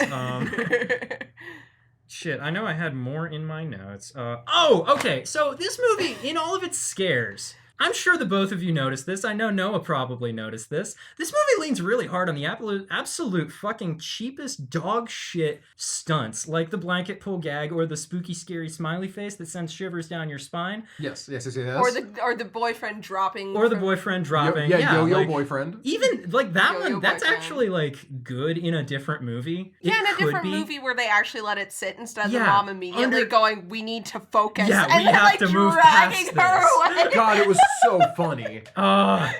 Yeah, like it happens, and she's just like, "Oh my god, my boyfriend's dead," and her mom's just like, "You can't be sad." Okay, actually, and they move past it. Okay, so let me actually, real quick, for the Ouija 2014, that is the standard of acting across the board. Every line delivered in Ouija is like they're reading it for the first time, and someone is saying it in their earpiece, and they're repeating it exactly as said. Yes. I just don't understand why she would. And it's about her sister killing herself. But it's like, and I just don't understand why she would. Like she didn't know she was going to trail that line off. Yeah, no, it's insane. Bullshit. And it is the same energy as the mom saying, look at me, Lena. Him, your boyfriend hanging from the ceiling who just died 3 seconds ago? No, not now. She looks at Lena and she goes, look at me. We need to find your sister. And then they just leave. And like, in the moment, I totally understand that as a reaction for her because it's just like, well, this has happened. We can't do anything about it. And we need to save the person that we think we can save. But she doesn't even like go. But she doesn't do that. Looking really. at her boyfriend as she runs underneath his feet later. Yeah, she doesn't even react. She doesn't even look up and go, oh, Mikey or whatever his name is. It's like Mikey was just never there, basically. Yeah, Mikey then became terrible. just the new lamp on the ceiling. It ignored as soon as they decide they're moving past. And Yo-Yo Boyfriend, cannot stress enough how funny bungee jumping Yo-Yo Boyfriend is. It's very goofy. Noah missed it the first time. So the first time we watched the scene where Lena gets thrown up to the second floor, he was looking down and I'm like, oh my God, did you see that? And he's like, no, but I know what happened. Like, you know, she got dragged up the stairs or whatever. I'm like, no. I need you to rewind. And we rewind and it's like she's running and then he literally bungee jumps, wraps his dead arms around her waist and tosses her into the fucking onto the staircase. I literally cannot recover from that one. Anyway, you were going to say something specific, Jeff. What else have I got here? Oh, I got one thing. There are music hits in this that sound like Hill House. Oh, there's a lot of piano. Okay, so is it not the Hill House theme? Because my brain was like, that's just okay. the Hill House theme. The like piano shit at the beginning of the movie had me thinking, oh yeah, this is the most Flanagan sounding ass music I have ever heard. It's just the Newton brothers have a very distinctive brand. They sound the way that they sound. I feel like I want to try and see what some of their non-Mike Flanagan work sounds like to see if it's just that like they look at Mike Flanagan's shit and they're like, oh, it needs to sound like this every single time and that's why it always sounds the way that it does. But the music in this movie is just so like if I was going to try and write a score for a movie to make fun of the average score to the typical Mike Flanagan movie, it would be this. I'm wondering. I'm beginning to be like... It feels like this movie is verging on self-parody in so many small aspects. It really is. Now that you mention it, it really feels like it. But when you watch it, it doesn't seem like that's what it's going for. No, but I think it's funny. I would do a scary movies type parody of Mike Flanagan's movies. Oh, yeah. It's just, the whole movie is just like people constantly like starting monologues and then getting interrupted. We get Rahul Kohli on it because he'll be in for it. He would be in for it. He'd be eating a sandwich. He'd walk through the set eating a sandwich, a la fucking...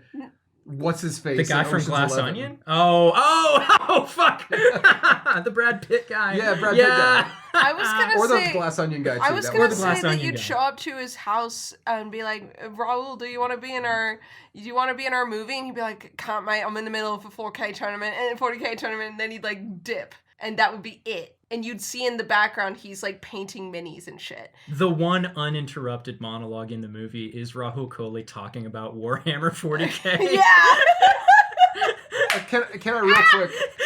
Nothing makes me happier, speaking of Warhammer, than learning that like the primary allegations against fucking Henry Cavill were not true. They were made up. Right, they were made up entirely, yeah. Thank God, because I thought that they had like the Warhammer community was so toxic that it fucking radicalized him into being a raging misogynist, and I was so sad, but I was like, they were damn, also claiming that it was like video games doing that to him. I was like, damn, I believe 40K's community could do that. Not video games, I know better than that, but right. like I did fully believe the Warhammer community was bad enough, and I'm so glad that the person who made the initial claims was like, I made most of this up. Oh, they actually came right out and admitted it, huh? Okay, yeah, they said, I don't remember exactly what it was. I looked at this a while ago, but they basically said that it was all rumors and hearsay, and they literally had no proof. Yeah, and that's why they like fucking fired him from the show. Yeah, sure. No. The removal from the show it also coincided with him like arguing with the writers, constantly saying this isn't what the books are like. Yeah, because the writers were wrong. Yeah. Mm-hmm. And he did also leave the show. I'm not even a Witcher fan, and I know that. He was told to his face to make announcements that he was going to be returning as Superman, and he made those announcements, and they told him he was going to be Superman, and then they pulled that rug out from under his feet. That's part of why he left The Witcher. Okay. So, was because he legitimately believed that he was still back on in James Gunn's run to be... Right. It's very sad. Isn't it Really interesting sucks, because how... like, it seems like he cared a lot more about the Witcher role than he did about being Superman. That's because he's a fucking nerd. He liked his nerd he book. is. So, I think this is so off topic. Anyway, Yeah. We're all over the place here. I do think it's interesting, though, that we're now getting runs of directors like we would get runs of comic writers back in the, like we still do, obviously, but people would refer to so-and-so's run on, like, comics, and now it's like, oh, Zack Snyder's run on DC, James Gunn's run on DC, Joss Whedon's run on the MCU, you know? It's honestly, frankly, I wish that they would do it more like that instead of trying to make this massive cinematic universe. Yeah, let them be self-contained arcs. Yeah. Have a series of self-contained arcs that all last like 3 to 5 years tops. I would be so in for a couple of those. Unfortunately, because people are unwilling to critically look at anything and they're like, it's just a popcorn movie, leave it alone. We will never have anyone who would be smart enough to realize that it's okay that they're slightly different characters and that the other movies don't need to be canon to a new arc story. Right. So we'll never get that. Yeah. Ugh. Anyway, speaking of popcorn movies. I want different takes on the same characters. That's all I want it's really fun. out of anything. If we're going to keep getting movies with the same characters for like forever, I want different takes on them. Yeah, I would love a different... No, this is coming from world's biggest Hugh Jackman Wolverine fan who was talking about how I really feel like the X-Men movies captured every like important aspect of Logan, which is, you know, government experiment with no memories, quirky teacher at the quirky gruff teacher who adopts kids to side character. Most importantly, not main character. To being the main character of his own kind of downfall and passing the torch.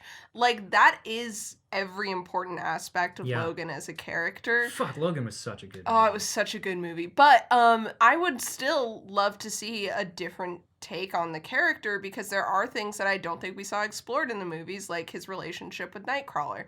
I would love to see that stuff done with a different actor, but they're like, no, we have to bring Hugh Jackman back. And I'm like, no. Who would you cast as the next Wolverine, other than Rahul Kohli? Oh, what's his name? Jared Keeso. People have talked about Jared Keeso. Okay. He's the main of Letterkenny. Wayne. What? Wayne? Yeah, it's because he's fucking like short and wide. He's short and wide and Canadian, and everyone's like, "Oh my god!" Okay. That is a funny like. Okay, well, but like, have you casting. seen the people who are saying that Matt Berry should be the next Wolverine? I would also. I support that shit. See, I think that if we were to get like a comedic X-Men movie, I would. Right. I would do it. It's same Matt thing Berry, with Tucson, Arizona. Tucson, Arizona. Yeah. Manhattan.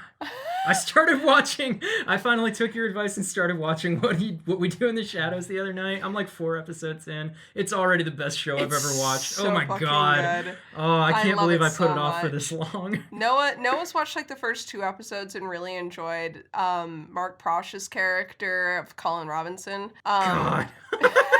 I love how they all have names like Nandor the Relentless, and then he's just Colin Robinson. They never call him anything less than his full name. He's a first name, last name guy. Oh, it's Colin Robinson. Oh no, it's Colin Robinson. I'm gonna gabagool about What We Do in the Shadows really quick. I really enjoy how in season 1, and this is not spoilers, in season 1, it really seems like Nadja, Laszlo, and Nandor are all kind of tweaked versions of the characters that we saw in the movie. I could see that. Nandor being Taika Waititi's character, and Nadja kind of, I feel like, being like Deacon-esque, and Laszlo being kind of Vlad-esque. Yeah, because he's like the over-the-top one, and she's the somewhat more understated, but also right. very And weird it's like in a he's the way. he's the like typical vampire one, right? And she's yeah. and he's also very like and she's Nandor's just so like timid and ineffectual about so many things. But they really take that, I feel like they do that to draw you in, and then they take everything that you think you know about those characters, apart from like the really important things like Nadja and Laszlo being madly in love, Right. and they really work to focus on things that make those characters so different from the movie characters. Huh. And obviously there's Guillermo, who is not even close to being a Stu. Guillermo is like... Not remotely, no. Oh, Guillermo, my favorite character in anything ever. So, yeah, I don't know. As Gabbing Ghouls, every episode except for one of this show have been perfect, and the one that was bad was so bad I hate it, but it's important to the plot, so you have to watch it. Okay, so I'll know it when I get to it. Oh, you will know it when you get to it. All right. Because it cuts so many interesting plot threads, like dead where they stand. Oh, no. Yeah, it's in the most recent season. You'll know it when you hit it. Okay, so it'll take me a little while. It'll take to you get a there. while. And then it kind of is just like, once you hit it, you're like, well, this was a comedy show. I don't know what I was expecting, and you learn to temper your expectations again. Yeah. But yeah, no. Watch What We Do in the Shadows is good.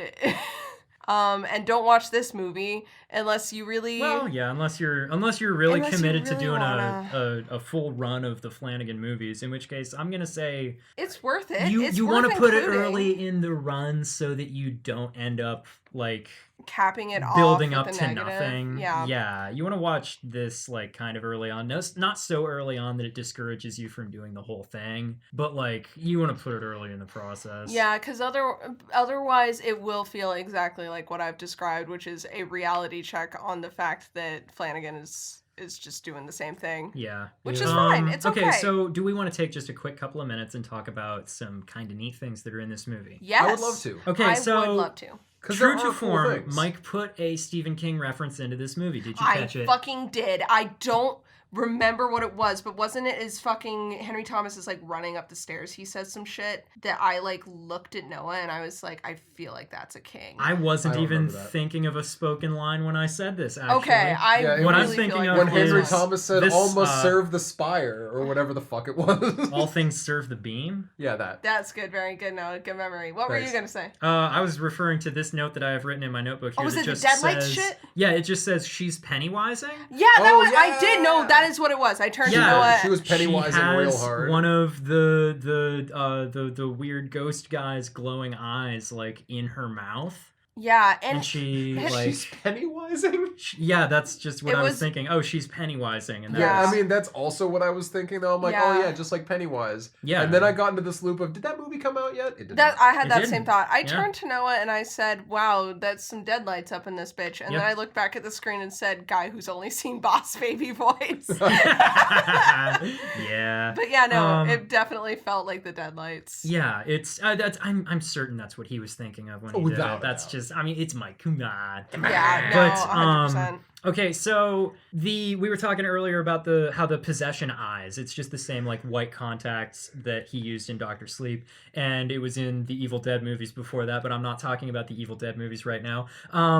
When that stuff is happening, that is always to indicate that the ghost possession is like taking full power over Doris's body, right? The first time that we see it happen, though, it's really, really subtle. I actually missed it on the first watch and only caught it on my second earlier today. The first time that we see it happen is when they're in the car and talking about the cursive on Doris's homework, and the mom is asking her, like, you know, who did that for you? And she's like, it was my new friend. I let her use my hand. Mhm. And when she says, I let her use my hand, her eyes go, she like blinks and her eyes go white. But you almost don't see it because it's a shot from outside the car and you're seeing reflections on the window pass over her face. But if you're looking closely, you can see pretty clearly her eyes go white for a moment. I thought that was actually really neat because if you're looking, you see that and it's like, oh, did I just see something weird happen?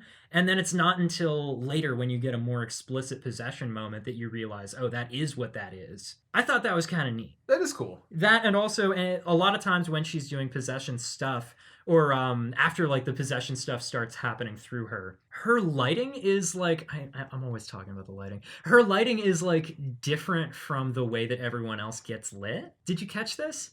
She gets this yeah. lighting on like from the back of her head so often when she's doing ominous ghost shit. Nobody else gets this. I hadn't realized that, but yeah, no, that does happen, doesn't it? Yeah, like during the when Father Tom comes over and he's like, I would like to seance my dead wife. The lighting in that scene is different from the lighting in all the previous seance scenes, and the light is all coming from behind Doris.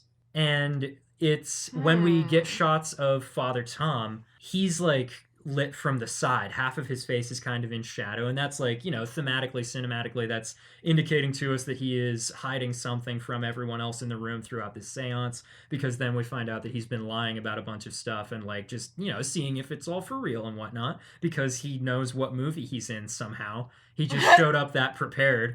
That is another thing, is that there's a lot of... he knows he's in a horror movie. There's a lot of stuff in this movie where it really feels like they're making leaps of logic just so that the plot will happen. Like, there's no reason for him to think that she can read his mind, and that's how things work. Why would that be what he jumps to? Except that he had reason to believe that, because he had read the diary at that point. Right, he had reason to believe she had access to something actually legitimately supernatural. How it worked be that they were reading his mind? Right, he assumed that, or was he assuming that, or was he just testing to see if it was that, or if it was actually something with supernatural knowledge?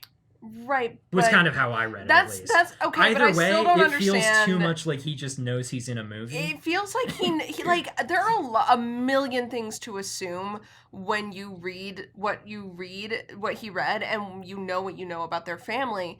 There's a lot of things that you could assume about what's going on, how things work, like where this information came from, but he immediately jumps to, not only are they actually like contacting spirits here and it's not a fanciful imagination or something that she read, but it works specifically by reading minds, and if he thinks hard enough about the wrong answer, then successfully he will have thwarted it. That is such a leap of logic. It's really something, isn't it? But it is funny that it works, and he just doesn't... There is one scene in this movie where something happens, and his face just is one of my favorite expressions I've seen. There are two moments in this movie where there are legitimately good performances in this movie, because Mike Flanagan hires good actors. God damn it. He really does. Lena's actress, when she's doing the scene where she has to stitch the mouth shut and her eyes are like so wide and she's just so stiff. Yeah. I loved that. That's the only moment, because Noah and I were talking about how if we'd seen this in like 2016, we might have found this scary. And that was the scene that for me kind of breached that, where I was like, yeah, I definitely would have, when I was in, like, there was a scene where Mikey's reaching into the wall and you can see Doris doing this freaky grin behind him. And I was like, yeah, you know what? The spooky, scary smiley face. Yeah. What? Yeah, no, like, if it were, there are certain things that, because I follow a lot of horror artists on Twitter and I've watched a lot of horror now, and I know what does things to me and what doesn't. Yeah. I don't find that shit scary anymore. But there's a reason that it's a cliche, and that's because it's kind of fucked up. So I enjoyed it. Yeah. That, and just in terms of like little performance things, there's this face in the opening scene when they're doing the the opening scam seance, and Elizabeth Reeser's character, what's her name? What did we say her name was? Alice. Okay, Alice is explaining that you can only ask 3 questions, and blonde Kate Siegel says, "Why just 3?" And it's because there's 3 candles. Elizabeth Reeser makes this face. And it's so subtle, because she's trying to just distract and not answer the question and just move forward with the seance. But she does this thing with her eyes that you can tell exactly what she's thinking, which is, can you just let me scam you here? Can you just shut up and stop asking logical questions so I can do this? And it's like, it's blink and you'll miss it stuff, right? It's subtle, but like, she does it really well. Yes. I think that there are a lot of great performances. I really enjoy Henry Thomas. Yeah, this is really one of those just like concept execution contrast things. Where it's like, this is maybe the best possible execution of what this movie is, but it's just that this movie sucks. I would love to revisit just certain concepts from this movie and see a good story written. Yeah. For instance, fortune teller MILF and a priest Hell yeah. I want to see that. Bonding over their dead spouses. Bonding over their dead spouses. The scene with them in the restaurant is legitimately very good. Okay. The conversation is good. Okay, I did say, I started being like, I'd love to see it where it's like them working through their grief through different methods of belief. And then I realized that's just fucking Fleabag again. And also Midnight Mass. And also Midnight Mass. So for very different tonal reasons. Yes. But like I love that idea because I've already seen really good stories that do that, like how do we cope with life? Oh, through different methods, and now two people with completely different methods of coping with things have met and fallen in love. Yeah. I love that shit. And I was disappointed at how little that was the focus, and I get why it's not really the focus in this movie. Sure, yeah, because this movie it's sucks. A Blumhouse it's horror. just so Blumhousey. Also, speaking of the Blumhousey shit, there is a scene where you can very clearly tell that somebody on the producer team there said, "Oh, you know what's real scary? Spooky old-timey songs. We should throw some of those in there." That was really... And look, it's the 60s, so like you would think that if anything, the kind of old school like TV shit and the old school like records would fit better here than they do in, I don't know, let's Insidious. pick a... Yeah.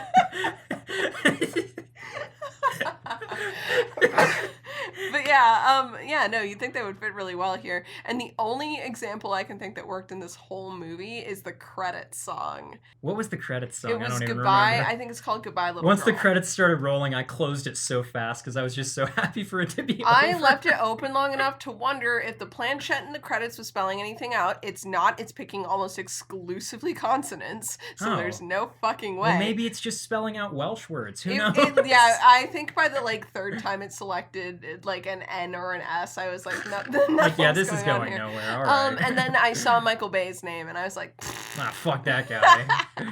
But yeah, no, I think that was like a good use of like a credit song, but I wish that had been the only instance because like there are good examples of using music in a horror movie. Sure. Nope. Is like a in great House example. of the Devil. Once again, I'm mentioning. I'm sure. Yeah, it's and got a very seen good Nope one. either, so I haven't seen Nope. Yeah. We're both just talking about movies that the other haven't seen. But yeah, no, like there are good ways to use music in horror. I don't think Insidious or this movie do a good job of it. No.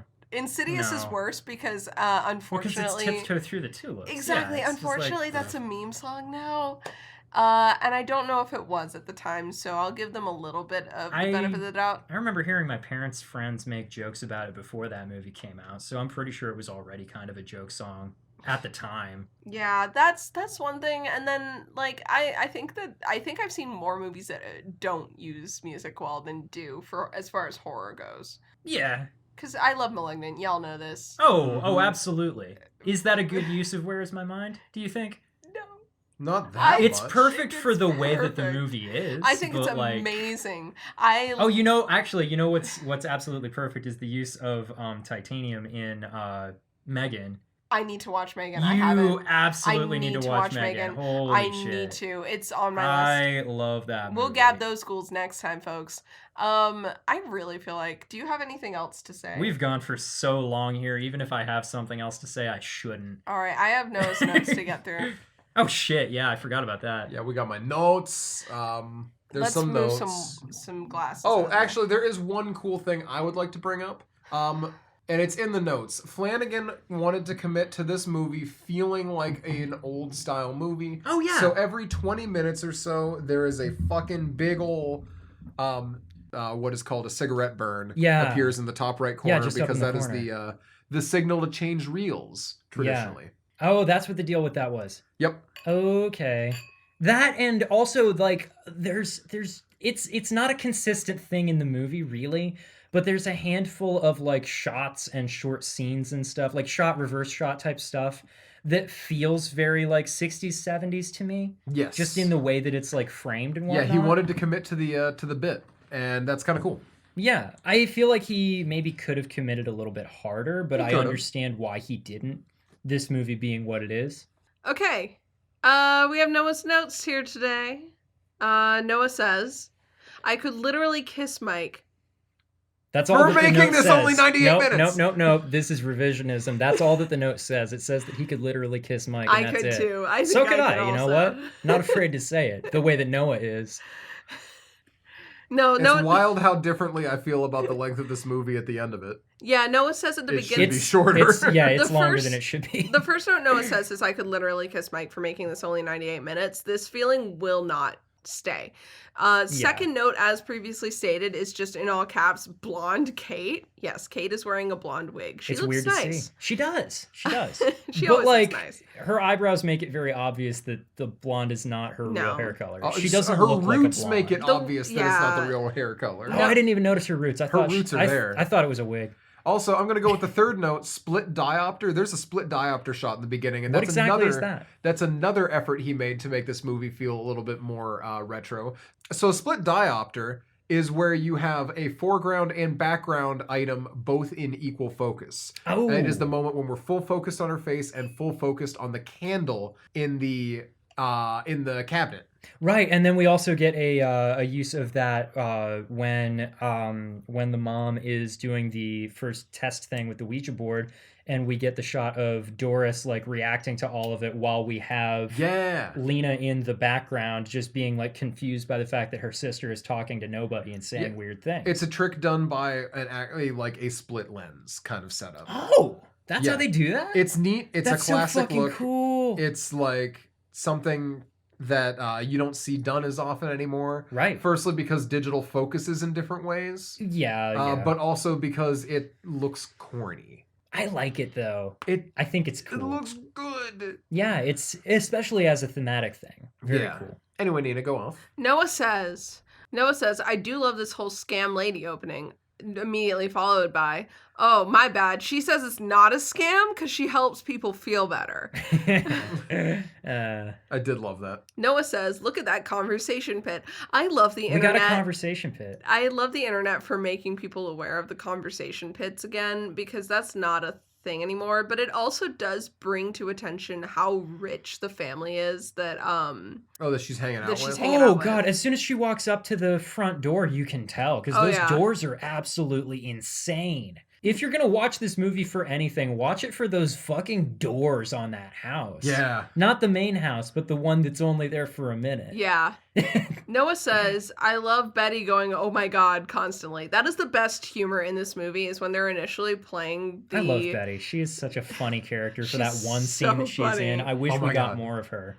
Every time everything. She's scared of every absolutely time that everything. the Ouija board does anything, she goes, oh my god. And it's so funny because everyone's telling her conflicting shit, but she's afraid no matter what they say. Yeah, and then the other girl's mom comes home and scares them, and Betty just like screams for too long.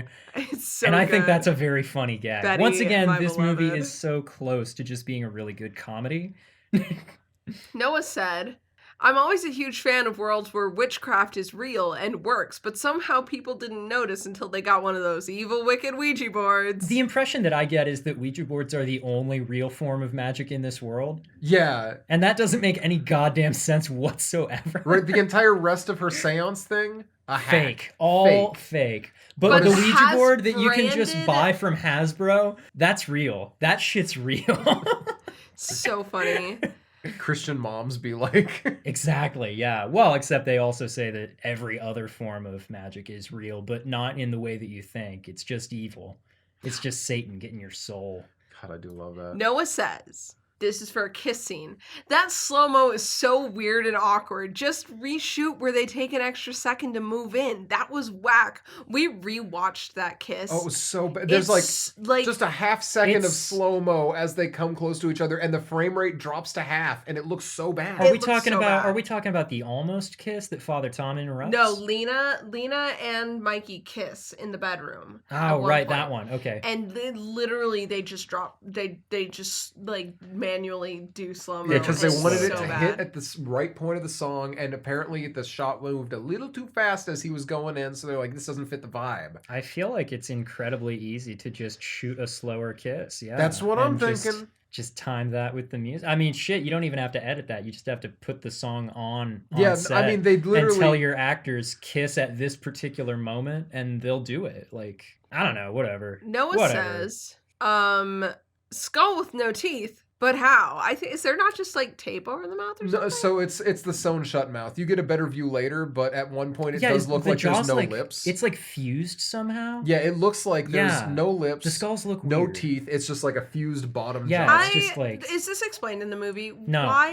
is that? Why he's what he's doing? He's not. It's to stop the voices. Yeah, it's because he when cuts the people their tongue are out and sews their mouth shut. But why does he do that? So I don't know. So that he can entertain guests upstairs. Well, right, and yeah. they can't scream. Yeah, so It's he doesn't have to. That wasn't even the main experiment. Right. Okay. But then the reason that Lena has to sew Doris's mouth shut is not because of that. It's because she needs to stop her from talking. Because the way that whispering she, in the ears how she kills the way that people she somehow. gets other people is by whispering things Which to makes them. Zippo like assets. like Father Tom says, she told me such wonderful, awful things. That's a good line, isn't it? It's a great line. Isn't that That's interesting? Such a good doesn't that line. make you think about things? Damn, doesn't it? He said wonderful, so awful scary. things. Wonderful It's a contradictory and statement. awful. How fucked up How must the things she was whimsical. saying must have been in order for him to describe Read them the that way, next don't you goddamn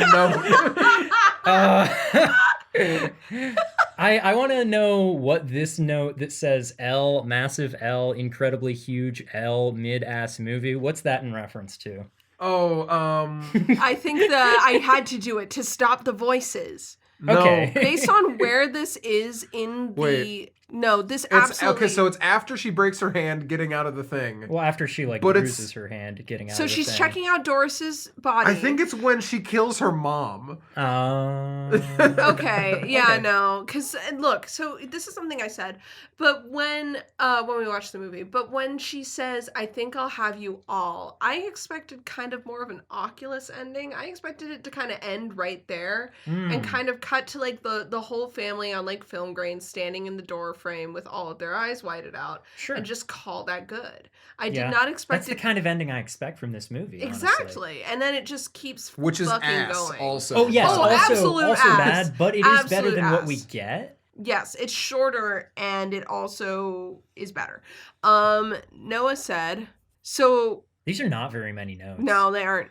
Okay, but you did, in fairness, skip past a whole paragraph's worth of notes to get down to the L, massive L. Oh yeah, no. Oh, Jeff that's true. did I that. Because we Jeff- did stuff there. bypass my realization that this was a fucking Nazi plot twist out of nowhere. Yeah, it's a Nazi house. Yeah, out of nowhere, which we've already talked at length about. And then yeah, Noah in his notes made the mention of wouldn't they have bought this house from the Devil's Doctor? Yeah. Noah said, "My dude, you are far too calm for just having seen a kid kill himself." Yes. Well, they had to focus. Noah says they had to save Doris. No worries. As a man of God, Father Tom isn't afraid. Naturally, this is what they train for. I think that's a really fun difference between movies where Flanagan is trying versus movies where or like things where he's not. Because oh yeah, Father Paul, my beloved Father Paul, a better character is constantly afraid and introspecting and like having moments of vulnerability and doubts constantly as well. He isn't always right. Holy he isn't shit. a mind reader. This is making me want to rewatch Midnight Mass Me again. too. I'm for gonna like have what to. the third time I in still the haven't last done my year and a second half. time. I think a big problem is I'm torn between restarting that and Lost, and it is a big internal war that I'm going through. To me, that's not even a decision. It's Midnight Mass all the way. Although I have been really wanting to start watching Lost again. If you do, let me know. 'Cause I haven't watched it since it ended for real. Like I that was the want you last to time I watched any of it. so I think you badly. and Becca would have a blast with it. I feel like we would, but also we'd be like laughing at it the whole time. It honestly, I'm not gonna lie to you, it hits way better this second time It around. hits way better if you're watching it all the way through at once, is what I've heard from multiple people. No, it binges far better than it watched live. No doubt whatsoever. That's because the it did ghoul not I'm watch, gonna gab. It did not watch live well at all. When watching it weekly, the ending of the show sucked. When Fucking watching sucked. it like 3 or 4 episodes a night, the ending of that show hit much better. Okay. Make sure though that you don't watch the 2 separated end episodes. Watch the 1 2-hour extravaganza that they aired on TV because there is cut content when they split it in half. Oh. Yeah. Okay. Yeah, it is like, this is not to say there aren't laughable moments of 2000s nonsense. Absolutely. But it is one of my unironic favorite pieces of media I've watched in the past few years. Yeah. It is so post 9/11 though. It is if, so if you're going into fuck, yeah. if somehow you're watching Lost blind, content it is, warning for a lot of Islamophobia. It is Tons. very post 9/11 America. Yeah. And it's The worst done part in a is way that, that like, they don't seem to even realize it. Yeah, I was about to say the worst It is part about the entirely Islamophobia genuine. in that show is that, like, they kind of think they're working against Islamophobia. They really do. With Saeed's character, but It they're could've really been just good. playing it. It's They- like, it no, he was in the starts- Taliban, but he felt bad about it. Yeah, that's literally it. They're like, well, yeah, he was in the Republican Guard, which was the bad guys as we know them and such. But, like, he feels bad about it. He feels bad. Saeed could have been such a good character, but they absolutely could've. fucked him up. Anyway, They did, yeah. Lost good. I like Lost. Anyway, that's not important here. I just think that Father Tom was a really weak character because they made him too simultaneously vulnerable and invulnerable emotionally. Alternately. Noah says, I'm almost waiting to find out that this shit-ass old Nazi is still alive somehow. That would have made more sense. Thank you, Noah. That would have been a Dr. Satan thing, yeah. Uh-huh. Once again, don't disparage the good doctor. We're not gonna mention the 2016 thing. We already talked about how we would have been scared of it. Noah says, I love that the idea is to sew her mouth shut and that it actually works. And there's an asterisk on the word love that connects to an asterisk on the word hate. Yeah. Which is super fair. Noah says, second twist, this was all her in a psych ward remembering, which is, I love psych wards. I hated that. Yeah, because the ending, the movie ends 5 times.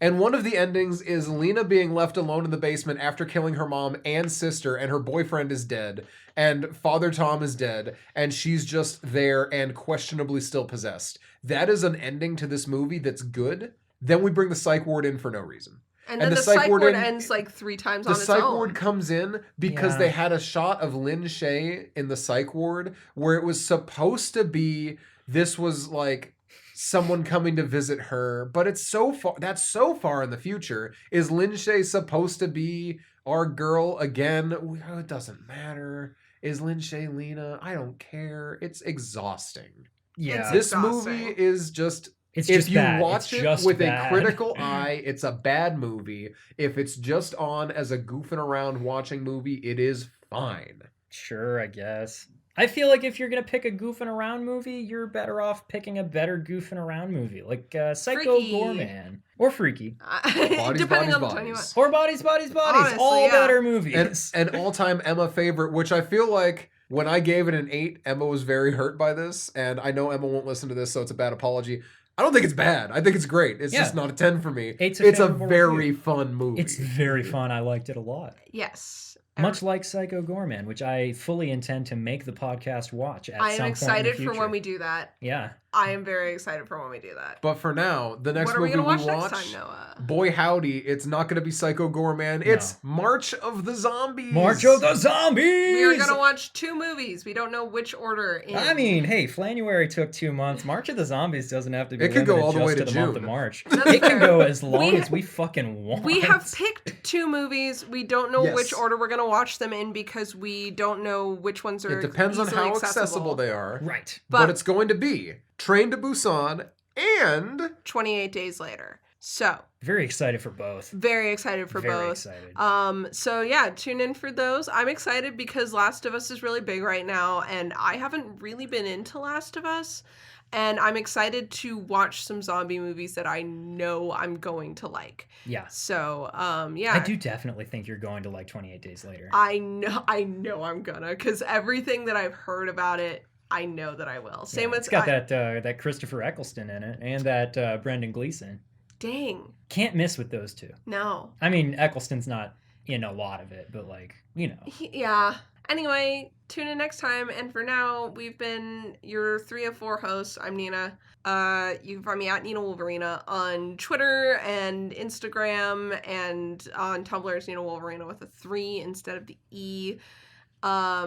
I post a lot of art, and I wrote a book, and I wrote another one that's coming out in August. So check that shit out, please. you yeah. can find me as Bubbadabad, Bubbadabad, on any site I happen to be on. But for movies, hit me up on Letterboxd. I'm there. Nice. You can find me on Twitter at Bubba Wubbadab. You can find me on Tumblr at What Is It You Pray For. And you can also find me at the end of this podcast episode talking about The Haunting of Hill House. I will probably be saying some light spoilers. Good warning. Okay. Let's maybe get right into that. The podcast Twitter. Oh, is, shit! Casual Horror Pod on Not that it's Twitter. ever getting used, but like. I mean, Emma got back into it. She's just not been super active we've not right been now. using it actively. And then Casual also Horror Pod. the Casual Horror Pod on Twitter, and then on Tumblr, I'm fairly active on the Tumblr. I like finding hoo horror memes. The only problem is that I have also been sharing them pretty consistently to the Discord server. That's right. Yes. We have a Discord server. So do join that, but Casual Horror Pod on Tumblr as well, for the things that I don't share to the server. So yeah. Yeah. Jeff, would you like to gab your last ghoul? My last ghoul. All right. Are you okay with hearing some light spoilers on the book Haunting of Hill House? Yeah, I don't Okay. find myself super. It's going to be very vague. So the book is very different from the Mike Flanagan show in that, like, in the show they're like a family. In the book, they are not a family. The characters are entirely like strangers to one another at the beginning of the story. They arrive at a house to do ghost hunter shit, basically. It is all told from Eleanor's perspective, and I fucking love the way that Shirley Jackson writes everything that she writes in this book. I really want to read more of her stuff because I love the way that she puts this shit together. The way that she tells you things about her main character and the way that she like perceives things and stuff is so like efficient, I guess, is a way to say it, because you very quickly, very early on in the book, get to feel as though you know her very, very intimately. Mm-hmm. And you don't even need to learn all that much about her. Like, at the end of the story, there's still a lot that you don't really know about her life because it hasn't been mentioned super explicitly. There's a lot that you don't know about the way that she has moved through the story, honestly, because it just hasn't been stated super explicitly. But it doesn't really matter because you see all of her feelings in such a way that you feel like you really get her, Yeah. Also, something that is done in the Mike Flanagan show and also very, very strongly in the book that I really fucking love is, you know that thing in so much like haunting and possession based media where a person is influenced to act in some manner of a weird way by a supernatural presence, and you only get it from like other people's perspective. Yeah. So it's just kind of like you don't know what their internal experience of this is. I personally have always been really, really interested and really compelled by the notion of finding out what the person getting influenced is experiencing. What are they being told that's making them act a particular way, that do a certain thing? How aware are they of what they're doing? How aware are they of what's actually going on? Do they realize that they're becoming different somehow? I don't remember this from The Shining, but I feel like that's something that's done well in the Shining book. Yeah, fairly. But I don't remember for sure. We still don't get anyone's internal experience in The Shining, though, is the thing. And that's something actually that I touched on when I was talking to my mom about this last week. Okay, so what we get, though, in the show Haunting of Hill House is we see pretty clearly the illusions that the house shows the people that it's trying to corrupt and, to do things to and whatnot. We get that very clearly. Okay, that is not quite the way that it is in the book, and I'm not going to describe in super detail the way that it is in the book. Okay. I'm excited. But goddamn, I fucking love the way that it's done in the book because, and this is a slight spoiler because it's something that you wouldn't realize necessarily while you're reading the book until a certain point. Okay. As the book goes along, it's written differently. Ooh. And the change is so subtle that I literally didn't realize it until I was on like the next to last or third to last chapter. Oh, I'm where so I was excited. just like, when the hell did this start happening? There's just a particular thing that starts getting mentioned here and there. Oh, I'm and so I excited. reached a point where I was just like, when did this start? When did this become a part of the mechanic of how this book rolls? Like, Ooh. when did that become a thing? And then I realized that was intentional. It just got faded in a little bit at a time. I'm intrigued and I didn't notice it. I love it made that me want to shit. reread the book like immediately. I love that shit. It's and the ending is such a fucking punch in the nuts. It is one of the best endings of any book I've ever read. Holy shit. I'm so excited. Yeah, I'm really very excited much for gonna you have to read it so I can hear your thoughts on it. I'm excited for Becca to read it so I can hear her thoughts on it. When the two of you are done, my mom has dibs on it next. I'm going to lend it to her so she can read it. And I'm excited to hear what her thoughts are on it. If anybody on earth reads this book, I want to hear your thoughts on it. Haunting of Hill House by Shirley Jackson. I give it 10 out of 10. I'm so I excited. fucking loved it. It's so good. Also, the character of Theodora is never explicitly stated as being gay in the book, but literally from the first scene that she is introduced, I was like, oh yeah, I see why Mike made her gay. I'm so excited. And then a few scenes later, I was like, oh, Mike didn't even have to make her gay. It's almost clear in the book that she's gay. I'm so pumped. I literally cannot express how excited I am to read this. It is so fucking good. I really would. I'm so glad that I'm getting back into reading because reading is fun and good. Actually. It's good. And it is fun everyone and should do a little bit of it. Yeah. And not even my book. If you don't want to read my book, and that's fine. It's big and long, and I get it.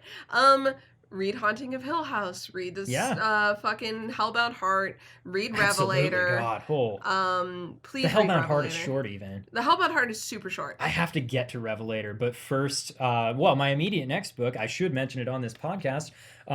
This April we're covering Summer Suns by Lee Mandello. If you want to read it, I didn't know if we were going to talk about it. We've already mentioned it on pod. Oh, okay, yeah. If you want to read it, so you can know what we're talking about when we do the podcast on it. I'm about to start reading it. So I haven't got it in because the bookstore I ordered it from had a computer crash. Mine didn't. My copy showed up the day that I finished reading Hill House. Good actually. For you. And one last book recommendation because I want everyone to read it because I don't know. I love classic horror and I always have, and I've talked about that on this podcast. Are you gonna say Sweeney Todd? I'm gonna say Sweeney Todd. Please read Sweeney Todd. I currently have Nina's copy of Sweeney Todd. I'm gonna read it when I'm done with Summer Suns. Good. It's so short. It's really it's short. It's small. It's not a big book. It's short. It's easy to read. If you wanted to, you could only read half of it because I think it was written by two authors as a Penny Dreadful originally. Oh, okay. And the alternating storylines would come out each week. And so half of it is a romance mystery, and the other half is a horror from the point of view of the killer. In the same mystery. So it's a really fun little converging, like, separate storylines with separate main characters. And I love it so much. It's really good. It's pretty neat. And everyone should read it, I think. But yeah, that's been the book, Ghouls. That's the book, Ghouls. And we gabbed them. And we certainly have. And we certainly gabbed the shit out of this movie. We did. And other This is a way longer episode than it should be. It's because we're in person. Well, yeah, we get sidetracked more when we're in person. But that's the end of the episode. Goodbye!